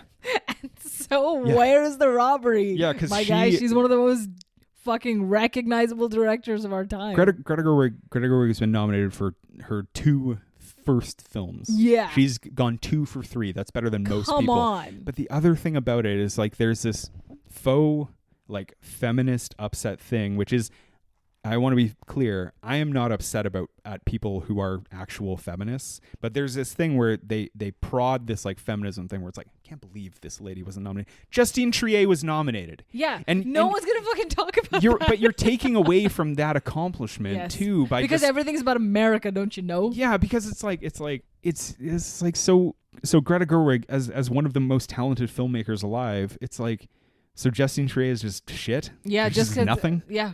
Yeah, it's so Anything weird, across man. the pond, we're not going to do 2 shits. She about. doesn't speak English. You fuck. All right, let's talk about it. Cinematography. Nominees: El Conde, Ooh. Killers of the Flower Moon, Oh, fuck yeah. El Maestro, El Oppenheimer, Uh-huh. Poor Things. I have a controversial take on this. Tell me. I think Poor Things should not have been nominated in this category. Say more. Well, I get that it's black and white Yeah. and it's cool, Yeah. but a lot of the rest of the movie does not look that good. Well, so is El Conde, black and white. I never saw El Conde. I just don't think Poor Things was the cinematography was one of the least interesting parts of Poor Things. Well, yeah. Poor Things, which I want to be clear, maybe my favorite film of the year. Pretty good. Yeah. Pretty good. But, like, I see what you mean. I don't think the It's- cinematography, No, not like Maestro. outside of, like, maybe 2 to 3 minutes of the entire film, Yeah. in bits and parts, Yeah. was interesting to see and visually distinct. But I have a couple sneaker picks that I could replace. I have some I want to fucking remove after this shit, dude. Tell me. Killers of the Flower Moon. Why is it best cinematography? Again, For 2 aerial shots? pretty one of the lesser ones. I would be surprised if it won. We'll talk about it in a second who we think will win, because I think I know who I want to win for sure. Me too. But yeah, who I have a sneaker pick. Yeah, go on. Napoleon. Cinematography? Oh, Yeah. yeah. What a robbery. That shit looked Come amazing. on. Yeah. Not giving the Scott the cinematography fucking It was shot by shout-out? Darius Wolski. Like it's one of the best looking films of the year. It was so good. And one of the issues with What a shame. One of the issues with Poor Things, the CGI is not good. Yeah, And the man. CGI Napoleon is better, and it works better within the film. I think that movie looks amazing. I think to get such beautiful shots of Joaquin Phoenix furiously jamming his weird dick in the backside of one of my favorite Of a actresses. 9 foot tall person. Yeah. Yeah. He put a ladder, climbed up, Yeah. got the job done Yeah. in 3 seconds. Go Good for back him. and listen to our episode. I feel very fondly about that movie. I think it's great. Yeah. And it looked I can think amazing. of 2 reasons why. Yeah. It looked amazing. I have another good like kind of sneaker pick too, mostly because I've heard a lot about how it was made, and also it's kind of hard to not imagine The Killer. Yeah. David Fincher is a cinema. But for cinematography though? Yeah, absolutely. I think they did some like really interesting stuff in that film, and the way it looked, and it was. I mean, Fincher is a detailed guy, and he always gets good cinema out of those cinematography. Not much love for The Killer anywhere this year. Until we get to one of my top 5 favorite films of the year. Yeah. I just mean in terms of the No. industry giving him a shout out. No. Nothing. Not even one, It's a right? great movie. It's Yeah. such a good movie. That's Anyway, what a loss. Yeah. What a loss. Yeah. All right. Move on to supporting actress. Supporting. Oh, actor. wait. Sorry. Who do you think will win? Cinematography. Oh, it's got to be Maestro. I think Maestro will win. It should be it should not be Oppenheimer. I lied. Sorry. I think Oppenheimer will win.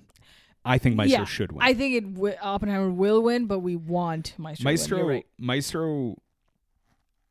Certainly the first half of it, it's so fun with the way it moves, baby, and it's a good movie. It's a very good movie. Yeah, gorge. It's on Netflix. Still on my mind. I can't fucking stop thinking about that movie. All right, move on to supporting actress. Best supporting actress. Okay, Emily Blunt. Yes. Daniel Brooks for Daniel Brooks. The Color Purple. Yes. Yeah. America. Of course. Ferrera. Of course. For Barbie. She's gonna get it. Come on, sweep it. We'll talk about that in a second. Mm-hmm. Jodie Foster for Naiad. Mm-hmm. Divine Joy Randolph for The Holdovers. I haven't seen The Holdovers yet. And if you did, you would know that Divine Joy Randolph is going to win that award. Ooh. She's going home with that hardware. Holy. She's amazing. Okay. And America Ferrera, I don't think she should have been nominated. You think this is going to be one of those situations where they're like, oh, Jodie Foster, Naiad, we got to possibly shout out to our girl. Jodie Foster's been nominated has been recognized before. Yeah. But Divine Joy Randolph is amazing in that film. That's a great movie. Hell yeah. Never saw The Color Purple, but the biggest tragedy of this is Emily Blunt. Yeah, come on. That's an absurd nomination. Well, they had to. Who are they going to give it to? 2 seconds for Florence Pugh? Fuck out of here. You know what really frustrates me about that? I love Emily Blunt as an actress. I think she's amazing. Yeah.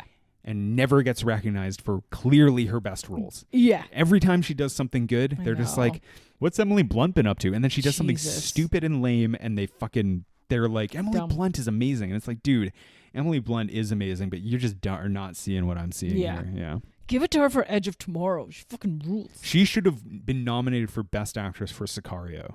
She's so good. God, yes. And she's not really doing... The thing about it is, like, she's not really playing a very Best Actress-y role. No. That's what makes her amazing in it. Yeah. Yeah. What a shame. Speaking of Daniel Kaluuya. All right, I have a replacement, though. If we're going to get rid of Blunt, we got to bring in the more of Julianne for May, December. I would put her in supporting because I would put Portman in actor. Why? Because Portman is the character. She's the main character. Julianne Moore is not. She is not the main character. Huh. Yeah. That's my big thing about it. Yeah. Neither of them nominated. May, December. Yeah, May, December. I think fantastic film. I kind of maybe I'm taking this from someone else, but I kind of think it's because Natalie Portman's character is making fun of actors in that a little bit. Well, sure, but the movie would not exist without Julianne Moore's character. No, but I think she's doing like a classic kind of supporting actress thing. Yeah. I think if you think of it, I think of the story, it's more owned by Portman and Charles Melton than it is by Julianne Moore. And I think that makes everything more hinges on Julianne Moore's character. Everything hinges on Portman's character. But she draws from Julianne Moore's character. Like Eddie, that's what's so impressive about her performance. But you need the action for the reaction.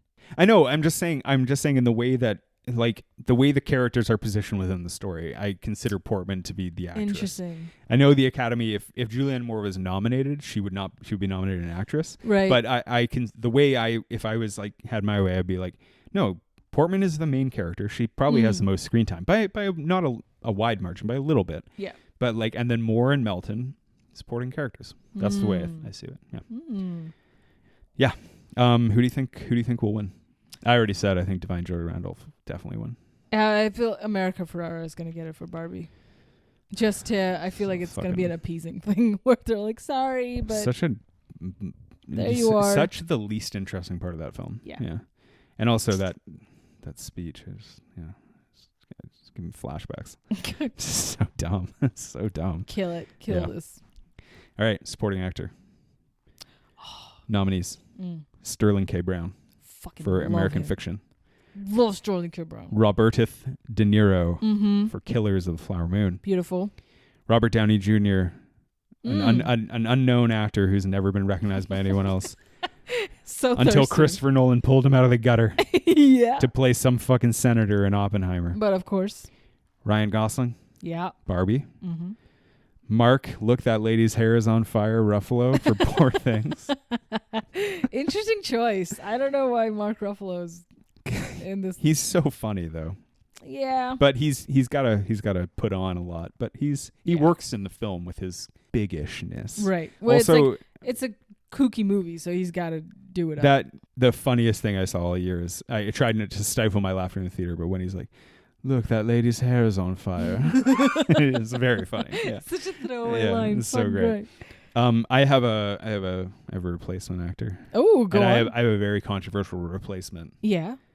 I don't think Robert De Niro should have been nominated. No, of course not. I don't think he was. I think it's more of an honorary thing. I think he was good. I just don't think he was worthy of a nomination. No. And I think Charles Melton from May December should have been. I think he was amazing. He was a real revelation in that film. Hell yeah.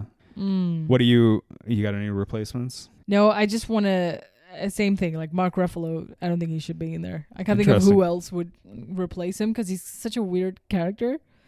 But I'm happy with Sterling K. Brown. I feel like he should 100% sweep this fucking category. Do you think he will win? No, I think Robert Downey will win. I think Robert Downey will win too. But I want American Fiction to get it. If I had to choose, I think I would go with SKB as well. Yeah. He's so fucking charming in that film. He really gives it. Yeah. Absolutely. I mean, that movie just fucking rules. Yeah. We'll talk about that shortly. Talk about that a lot, yeah. But yes. Supporting actress, shall we? Yeah, do it. Supporting actress, we did already. Emily Blunt. Oh, actress. Excuse me. Actress. Yes. The Naiad herself, Annette Bening. Mm-hmm. A film I haven't seen, but I heard was good, but also don't want to watch. No, yeah. I don't care. I don't really, yeah. It very much feels like the wife of this year, as we talked about. Okay. Yeah. But I mean, the two wives, I don't know. Get after it. Why not? Yeah. Yeah. Hey, Naiad, have you ever thought of being called the two wives? As you know, I'm not a big biopic girly, so. I mean, he's not bad ones. Yeah. There's two great ones this year that have been nominated, Maestro and Oppenheimer. Well, Maestro just... Oppenheimer's not... I don't really think of it as biopic, though. That's true. Yeah. Yeah. It's just like... It's... Because, it doesn't follow the... It's kind of more of about an event. It's about everyone. And he's like the main character. Yeah, but, yeah. And then... Yeah, Maestro is like the most traditional biopic, probably besides Naiad that's nominated, but Maestro is really good. I like Maestro a lot. Mm-hmm. All right, actress. Benning. Lily Gladstone for Killers of the Flower Moon. Mm-hmm. Sandra Hüller for Anatomy of a Fall. Sandra Hüller was also in The Zone of Interest. That's right. What a fucking Sandra bad Hüller bitch. has had an amazing year. She should fucking She get it. is such a good actress, and she's so good at playing someone you're just like, I fucking despise you. Absolutely. Like, but I wouldn't say it to your face because you kind of scare me. Yeah. That little bit in Zone of Interest where she's like, I could have my husband's spread your ashes over that field over there to that lady, and he's like, Jesus, okay, just take the fur coat, you dumb prodigy. Yeah. Carey Mulligan, Maestro. Mm-hmm. What a sweetie. Emma of Stone for Poor Things. I have a couple adjustments I want to make.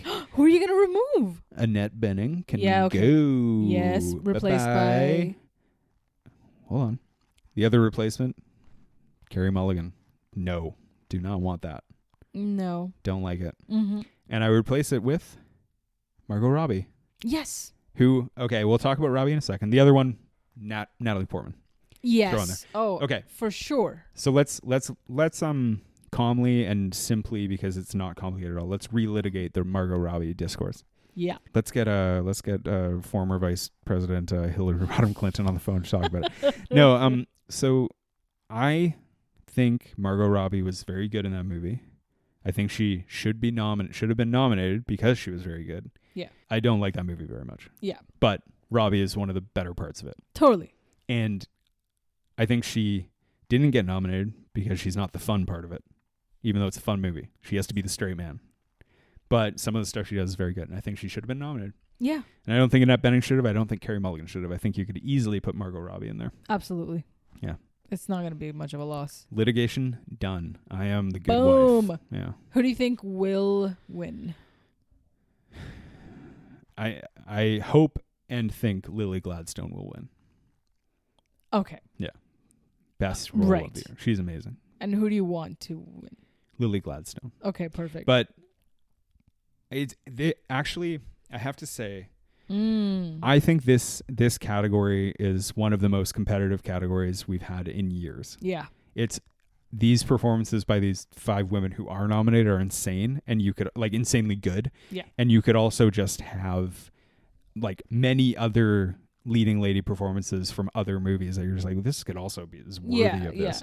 I love Emma Stone in that. I think she's like, I think it's really going to come down to the wire with this. Yeah. Between Stone and Gladstone. And then Sandra Hüller as a dark horse, I think she's been so fucking good, man. I think she deserves recognition for how good of she does. Like this how good of a nomination's year already she's so had. huge. Yeah. I don't think they will give it to Sandra Hüller just by virtue of having Annette Bening in there. You haven't seen Anatomy of a Fall. Okay, so the great thing about it, I won't spoil anything for you, but like the great thing about it is like you leave that movie, and a big part of it is Sandra Hüller's performance. Yeah. It's like you leave that being like, wait, what do I think? What is a fall? Exactly. Really? Exactly. And she's like, yeah, bitch, and then she falls asleep. No, she really gives that, like, she really gives this like edge where you're just like, what kind of person are you? Yeah. But not in like you're in like a questioning way. You're just like, wait, what kind of person really are you? Yeah. It's great. Yeah. But between Stone and Gladstone, I think is the real competition. Yeah. That makes sense if the Academy were reasonable people and if they weren't like, don't be silly. Annette Bening. Who do you think will win? Lily Gladstone. Who do you want to win? Emma Stone. Yeah. It was just a wacky ass. I think she's amazing. It was unreal. Unreal by Academy standards, because I don't think they would have even considered this a nomination. I think Stone is the most fun. Yeah. I think Lily Gladstone is it's so great to be recognized as an Indigenous woman for this role, but also she's just amazing. Yeah. And like, again, a thankless, not fun role. Yeah. But she's like she's just so small and incredible, and Stone is just so big and incredible. It's hard to reconcile them, you know. Fuck, right. Yeah. Right. Actor? Go on. Sorry. You know, we were talking about Best Supporting Actress earlier. There's one name that's not in there, and it just struck me, is Tracee Ellis Ross from fucking American Fiction. Yeah, she was very good. Should have gotten a goddamn She's shout. in it so... I guess I shouldn't say. She's in it so short, though. Yeah. She's there for a few minutes, probably like 10 minutes altogether, but steals it. It's great. Steals the scene. So charming. She has such chemistry. That movie, like, everyone has chemistry with each other. That's what makes it so fucking amazing. Yeah. Anyway, I thought she deserved a shout out. Okay. Actor? Best actor. All right. Nominees. Bradley Cooper for Maestro. Classic. Coleman Domingo for Rustin. Never saw Nope. Rustin. Also heard speaking of The Wife, kind of it's one of those. One of those. Paul Giamatti for The Holdovers. G-Man. Cillian Murphy for Oppenheimer. I have just their last names right. Jeffrey Wright. It's late. I'm blanking. For American Fiction. I mentioned my ass. Well, you saved the best for the last, so yeah. He's amazing. He's so I have a swap that I would do. Yeah. With the Academy. Coleman Domingo, bye-bye. Yes. Leonardo DiCaprio, hello. Yeah. Pretty. Why do you why? Not even a fucking... Actually, the thing that bothers me most is that Hillary Rodham Clinton didn't write a tweet being like, I think Leo DiCaprio is so amazing. Yeah. He can relate, not ever be. Yeah, I don't know. This is a tight one. The leading roles, actor and actress, are some of the most competitive in years. I think every one of these roles was incredible. Oh. Who do you think will win? Will win. Fuck, man, this is hard. Like, I think they're gonna snub Bradley Cooper and give it to Cillian Murphy. I think Cillian Murphy will win too. And I desperately want Jeffrey Wright to get it above all. I agree. Yo, fuck all these poses. He's amazing. He's my style icon. Oh, he is so my acting icon. Fucking good in this. It's just such an excellent role. Yeah. Oh, he should just get it. I mean, I love Paul Giamatti. I've not seen the Holdovers, but like, of course he's Paul fucking Giamatti. He could sneak in there and steal it. Yeah, it might fucking come down to Paul Giamatti. Giamatti won the Golden Globe, I think, and yeah, he's great in it. It's a great movie. It's truly a great film. Yeah. Screenplays? Original screenplay, shall we? Let's do it. All right. Anatomy of a Fall. The Holdovers. Maestro. Yes. The Vice of this year. May, December. Its only nomination. Perfect. Past Lives. There you are.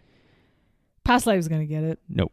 I don't think so. You think Maestro is going to get it? I think Anatomy of a Fall is going to get it. I want Anatomy of a Fall to get it. It should get it. Oh, yeah. Oh, Can I say something about... I'm going to spoil something for later about Past Lives. Oh, go on. It should not have been nominated for Best Picture. I think it's a great movie, but no. Oh, it's just right. not. It's just yeah, not that. Yeah. It's not. Come on. It's just not in there, man. No. I agree. Fuck out of here with that. I agree. Great movie, though. Really great movie. Yeah.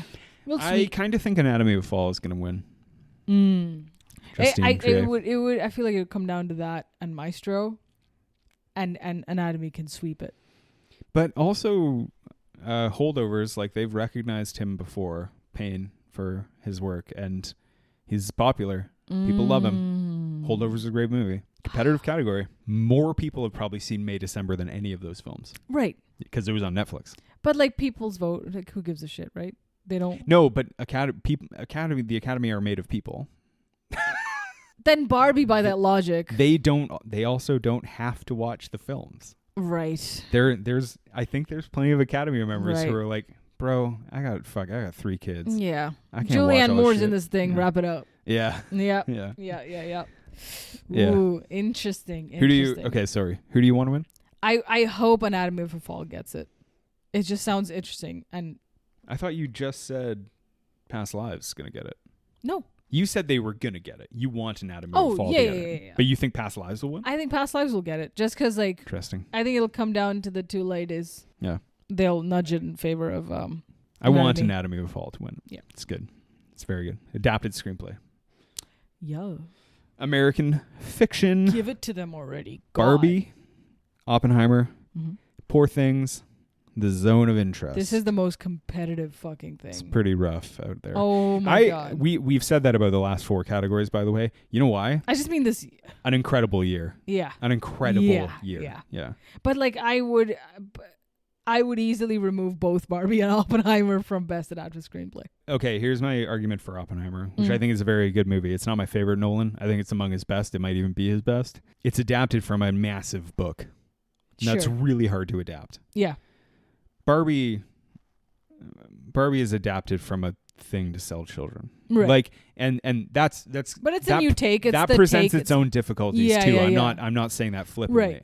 I think the philosophy behind Barbie as a film is silly, but it's not like it's like Greta Gerwig and Noah Baumbach had a lot to go on. Plus, Greta Gerwig and Noah Baumbach are 2 of the most talented writers alive. Right. So it's interesting. I think Oppenheimer will win. I'd be so fucking salty if it does. I really hope American Fiction gets it. Yeah. But I'd be just as fine if the Zone of Interest got it.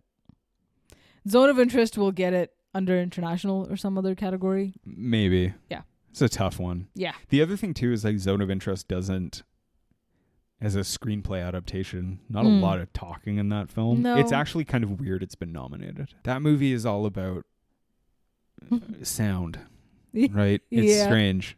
Yeah. And it's pretty amazing. We're going to talk about Zone of Interest a little bit later. So Barbie, like, to put all this to bed about Barbie. No, we won't. We'll talk about it in Best Picture. We'll put it to bed later. Yeah. All right. Director. Wait, sorry. Tell me again. Who do you think will win? I think Oppenheimer will get it. And you want Amphik to get it. I want Amphik to get it. I agree. We are agreed on that. Mm-hmm. Okay. Best Director. Justine Triet for Anatomy of a Fall. Little guy named Marty Scorsese. Killers of the Flower Moon. Oh, wow. Killers of the Flower Moon wasn't in Best Adapted Screenplay. All right. No. Well, Christopher Nolan for Oppenheimer. Yorgos Lanthimos for Poor Things. Jonathan Glazer for The Zone of Interest. Mm-hmm. I mean, again, a ridiculously competitive category. It's tough because I think if Oppenheimer wasn't this year, I think Killers of the Flower Moon might have been such a big deal. Yeah. Unfortunately, the fucking problem is that Killers of the Flower Moon is a 3-hour film. Mm-hmm. It was not a lot of people saw it. Nope. And not as many as Oppenheimer, certainly. Nope. And then it's on Apple fucking TV Plus. Mm-hmm. And people are just like, you gotta see how good that movie is. Yeah.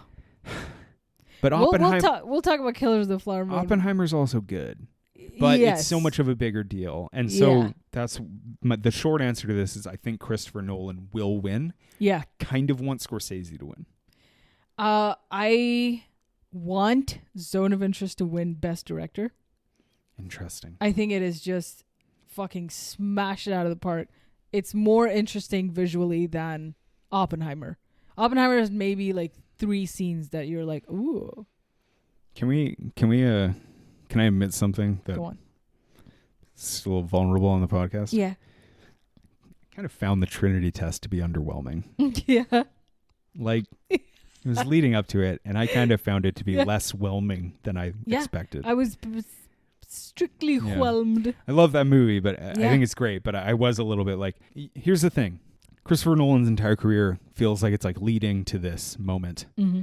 And I kind of was like, it was like less whelming than some of the visual stuff he's done before. But I want to blame that marketing hype for it. Maybe. I don't think like Nolan, Chris, you tell us if his intention was to be like, this is going to be what I've worked towards. It's not his Avatar.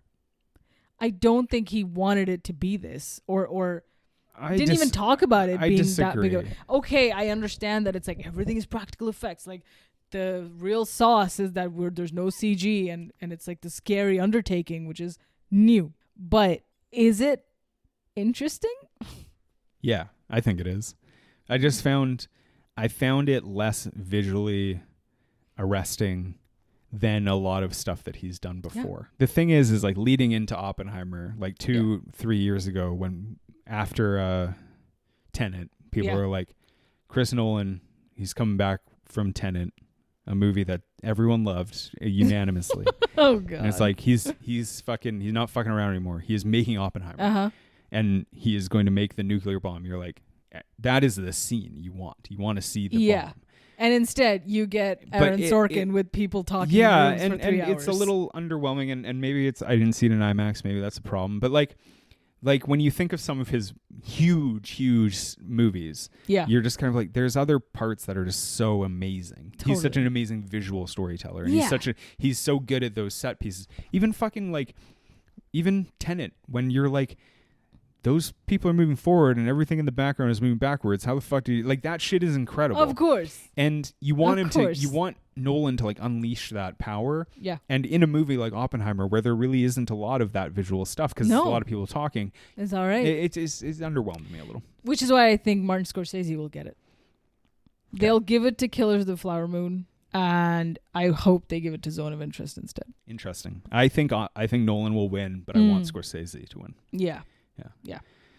Best. I don't want to be controversial, but Killers of the Flower Moon is a great movie.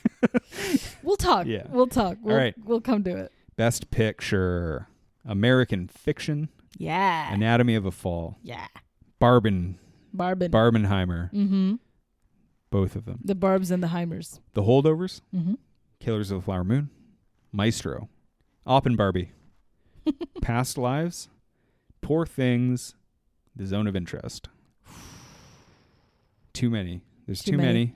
Past Lives should not have been nominated for Best Picture. No. It's wow. I mean, good for her. Like huge to like come up right away. It's amazing to be recognized for such a small and frankly brilliant film, but I just don't think it. Because it tugs at the heart. Yeah, but you know what? I think the thing that in comparison, which maybe it's not fair to do this, but in comparison to the other fare that's been nominated for Best Picture here, it feels a little underwhelming. You think Holdovers is better than Past Lives?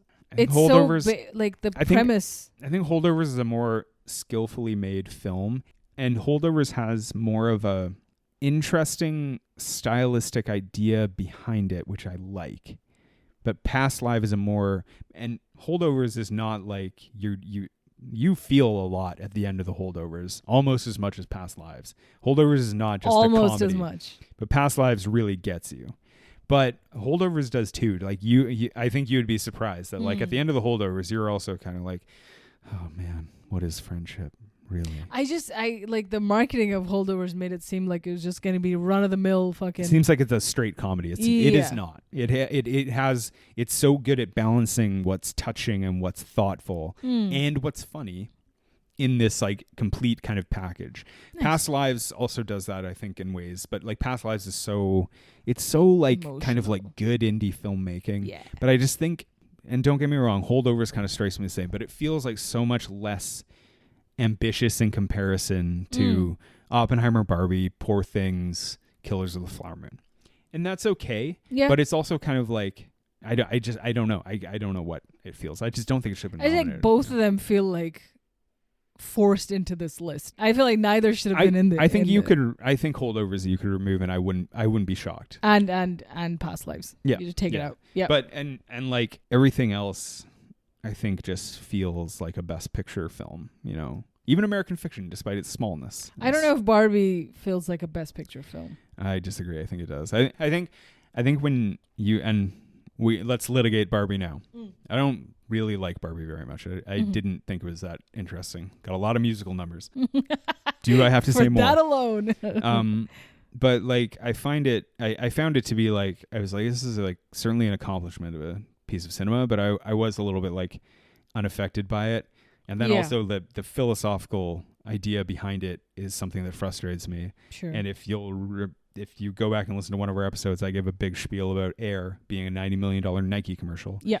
And this movie is like corporate approved feminism where ultimately you get to spend money on a brand. Yeah. And there are lots of really talented people involved in it, and I get that, but yeah, I'm also kind of like, this movie just feels like it's like, you guys know the status quo? Let's keep it. Let's keep it. But let's give it enough tiny little feminist nudge to pretend we're not. And it's like, all right, well, you're not. You're just being a commercial. And I don't like that. Yeah. But overall, the movie is like a complete package. It's the whole thing. It's got everything. If Margot Robbie's nominated for Best Actress, it's like you got the big name actress, big name supporting actor, huge screenwriter director. It's like all of these things, and Greta Gerwig could easily have been nominated for Best Director in this, but Barbie does feel like a Best Picture film, and it's impeccably made.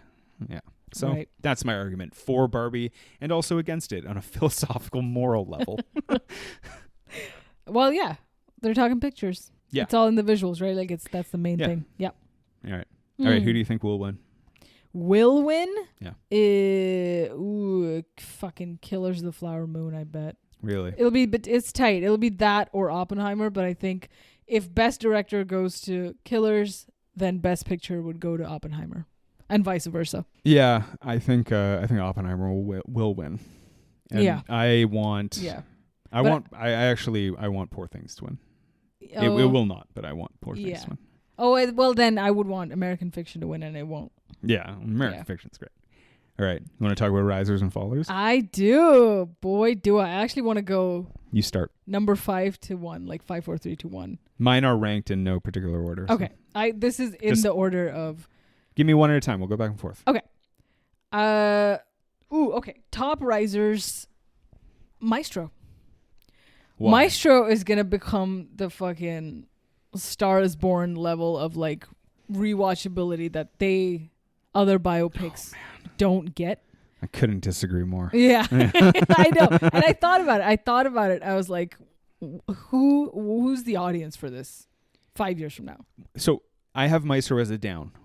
Yeah. And the reason I thought as much. Yeah. And I kind of thought Maestro, it kind of depends on if it wins anything at this award show. Yeah. But Maestro also has something going for it where it's a Netflix movie. If it wins some stuff, people will be like, oh, Bradley Cooper won a Best Actor or whatever. Yeah. So and like the thing is too, is like you got Netflix and it's just kind of like, I have heard Maestro is a good film on Netflix. Yeah. Not like all this other fucking bullshit. Yeah. It's a good, prestigious film. That will cause it to, I think, be in the public eye.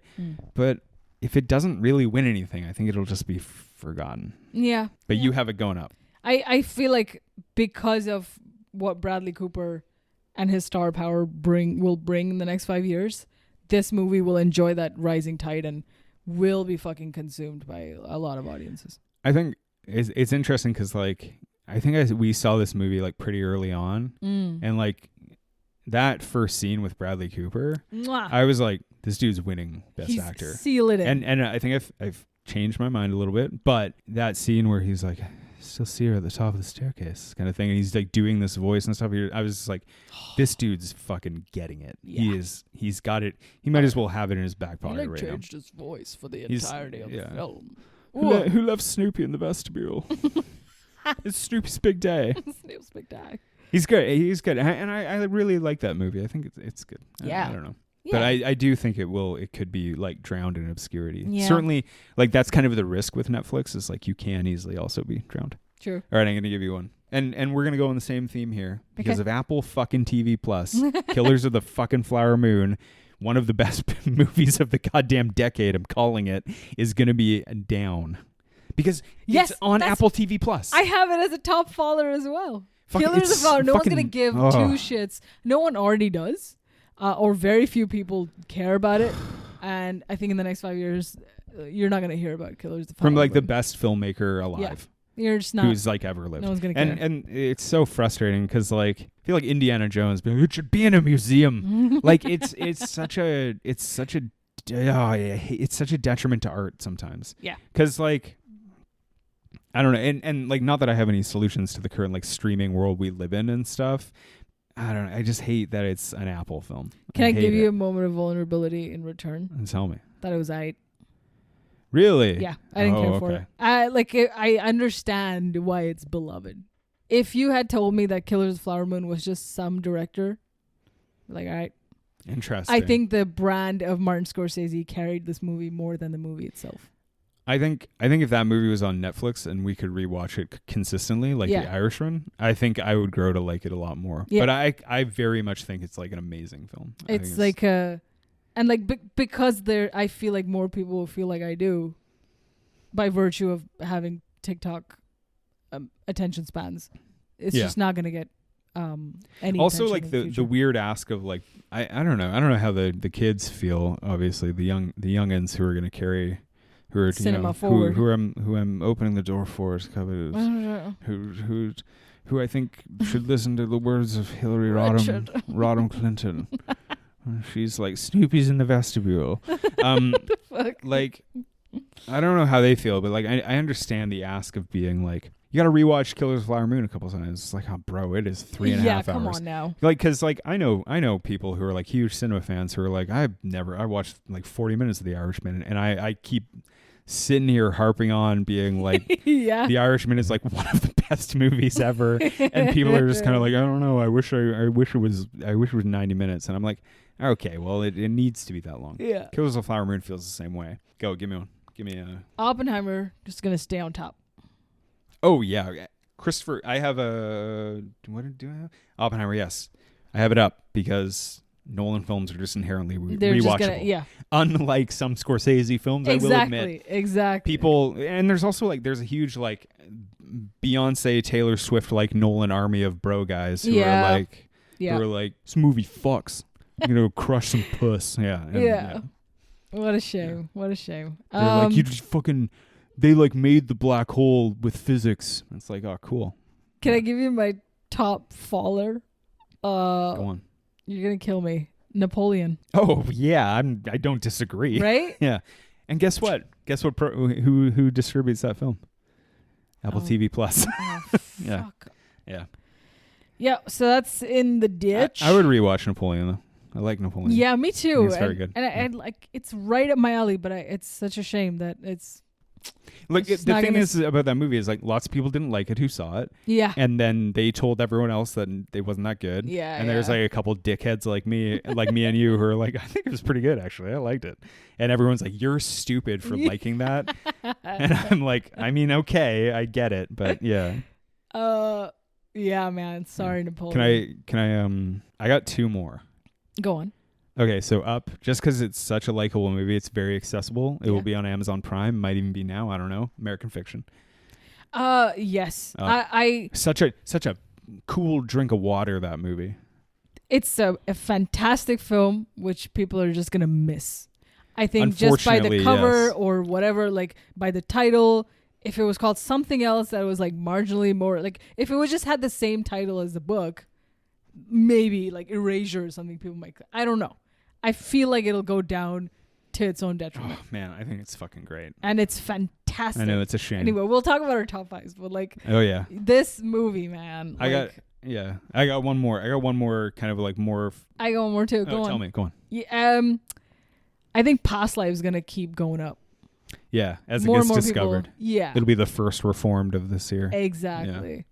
Yeah, that's a good call, I think. I think because also like fucking man, Past Lives is such a like you just started dating someone movie and just kind of slipping it in, being like, let's see if how they feel about this, and if they don't connect with it, you're like, get the fuck out of my life. Yeah, 100%. Yeah. Yeah. Okay, I got one last one, and it's more. It's like it's an up and a down. Mm-hmm. Barbie, and the reason I say an up and down is that I truly think that Barbie will be like talked about and debated for years. Oh, for sure. Like I think that it's the definitive summer event. Of course, they're like gonna talk about it. I could honestly see myself kind of like, if I ever rewatched it, coming around to being like, I don't know, maybe I was too hard on that movie, you know? Because like with Greta Gerwig, who I love, like I never would have seen fucking Little Women. No. Then I watched it and I was like, of course, it's brilliant. This movie I watched, I didn't see it in theaters because I didn't think I would like it. And I watched it at home and I was like, well, maybe if I had seen it in theaters with a bunch of people, I would have liked it more. Huh. But I think like even the stuff that I brought up, which I'm not the first person to ever talk about it, but like the kind of like the morality of making this movie that's like pseudo quasi feminist, but also so capitalist at the same time, and then is celebrated by the arts community for making a ton of money is like, but maybe that's the fucking point. The other thing too, another aspect of the Barbie phenomenon that I find so strange is that like making $1 billion is like cool in this regard, sure, but if in many other regards making $1 billion is insane. Yeah, I think there's some hypocrisy in celebrating like this film. It's kind of like I find maybe there's like a thing where people are like, well, this $1 billion making thing fits in perfectly to my not very well thought out philosophy on life, and this other $1 billion making shit sucks. So, and I just find that frustrating. Yeah. And to be fair to Barbie, I feel the same way about fucking Air. That stupid fucking movie. Because people who are like, well, I care about Michael Jordan and shoes, and so I'm okay to sit here and watch this dumb commercial, but I'm just kind of like, I care about neither. And the movie is movie's like fine to watch, but also fuck you. But I think it's the nostalgia that'll carry Barbie into fucking fame for the next fucking 20 years. All right. We're Top fives? We're almost fucking done here. Yeah. Top fives of the year. Okay. I'm going to go 5, 4, 3, 2, 1. Okay. Number 5. Wait. Can we do some honorable mentions? Because I wrote honorable mentions. After. Okay. Number 5. Poor Things. Bottom of the list. Yeah, 5. Wow. Okay. I know. Number 4. Across the Spider-Verse. Yeah. And it's just like, of course it's above Poor Things for me.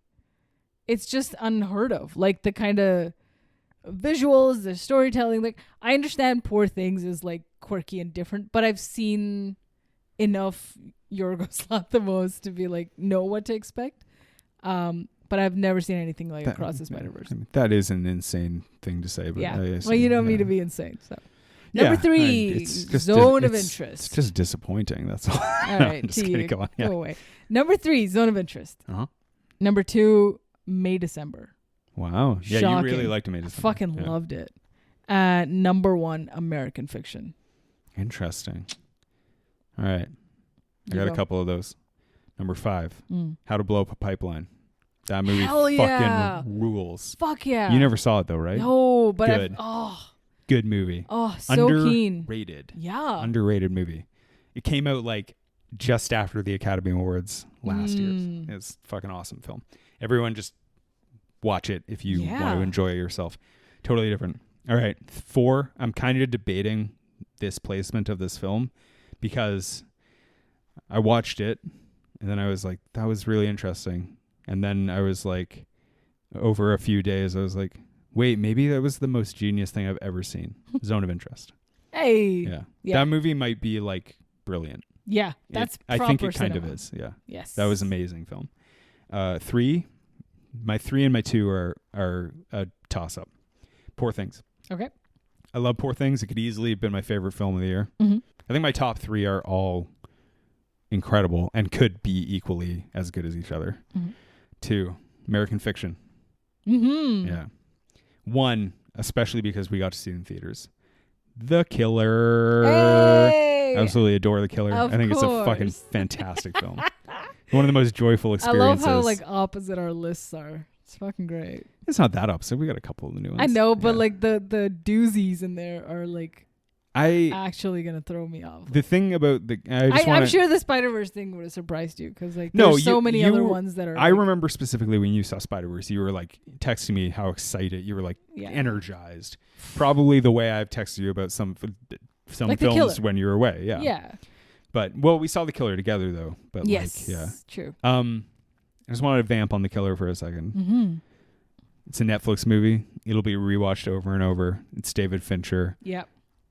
I think it's relevant and timeless, and I think it's a brilliant film. Mm-hmm. And I'm so glad it was not nominated for an Academy Award because that makes it actually better. Okay, I have some honorable mentions. Me too. All Okay, right. you go first.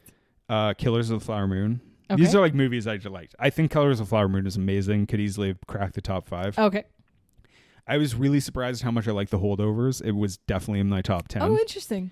Oppenheimer I thought was very good. Mm-hmm. Blackberry. I loved yeah? Blackberry. Hell yeah. Thought it was awesome. Okay. And then a weird one that I found from a list recommended by Robert Eggers, the filmmaker. It's a Spanish film called The Beasts. It was fucking great. Oh. Yes. That movie is amazing. Is it streaming anywhere? It's streaming on Mubi. I urge people to seek it out.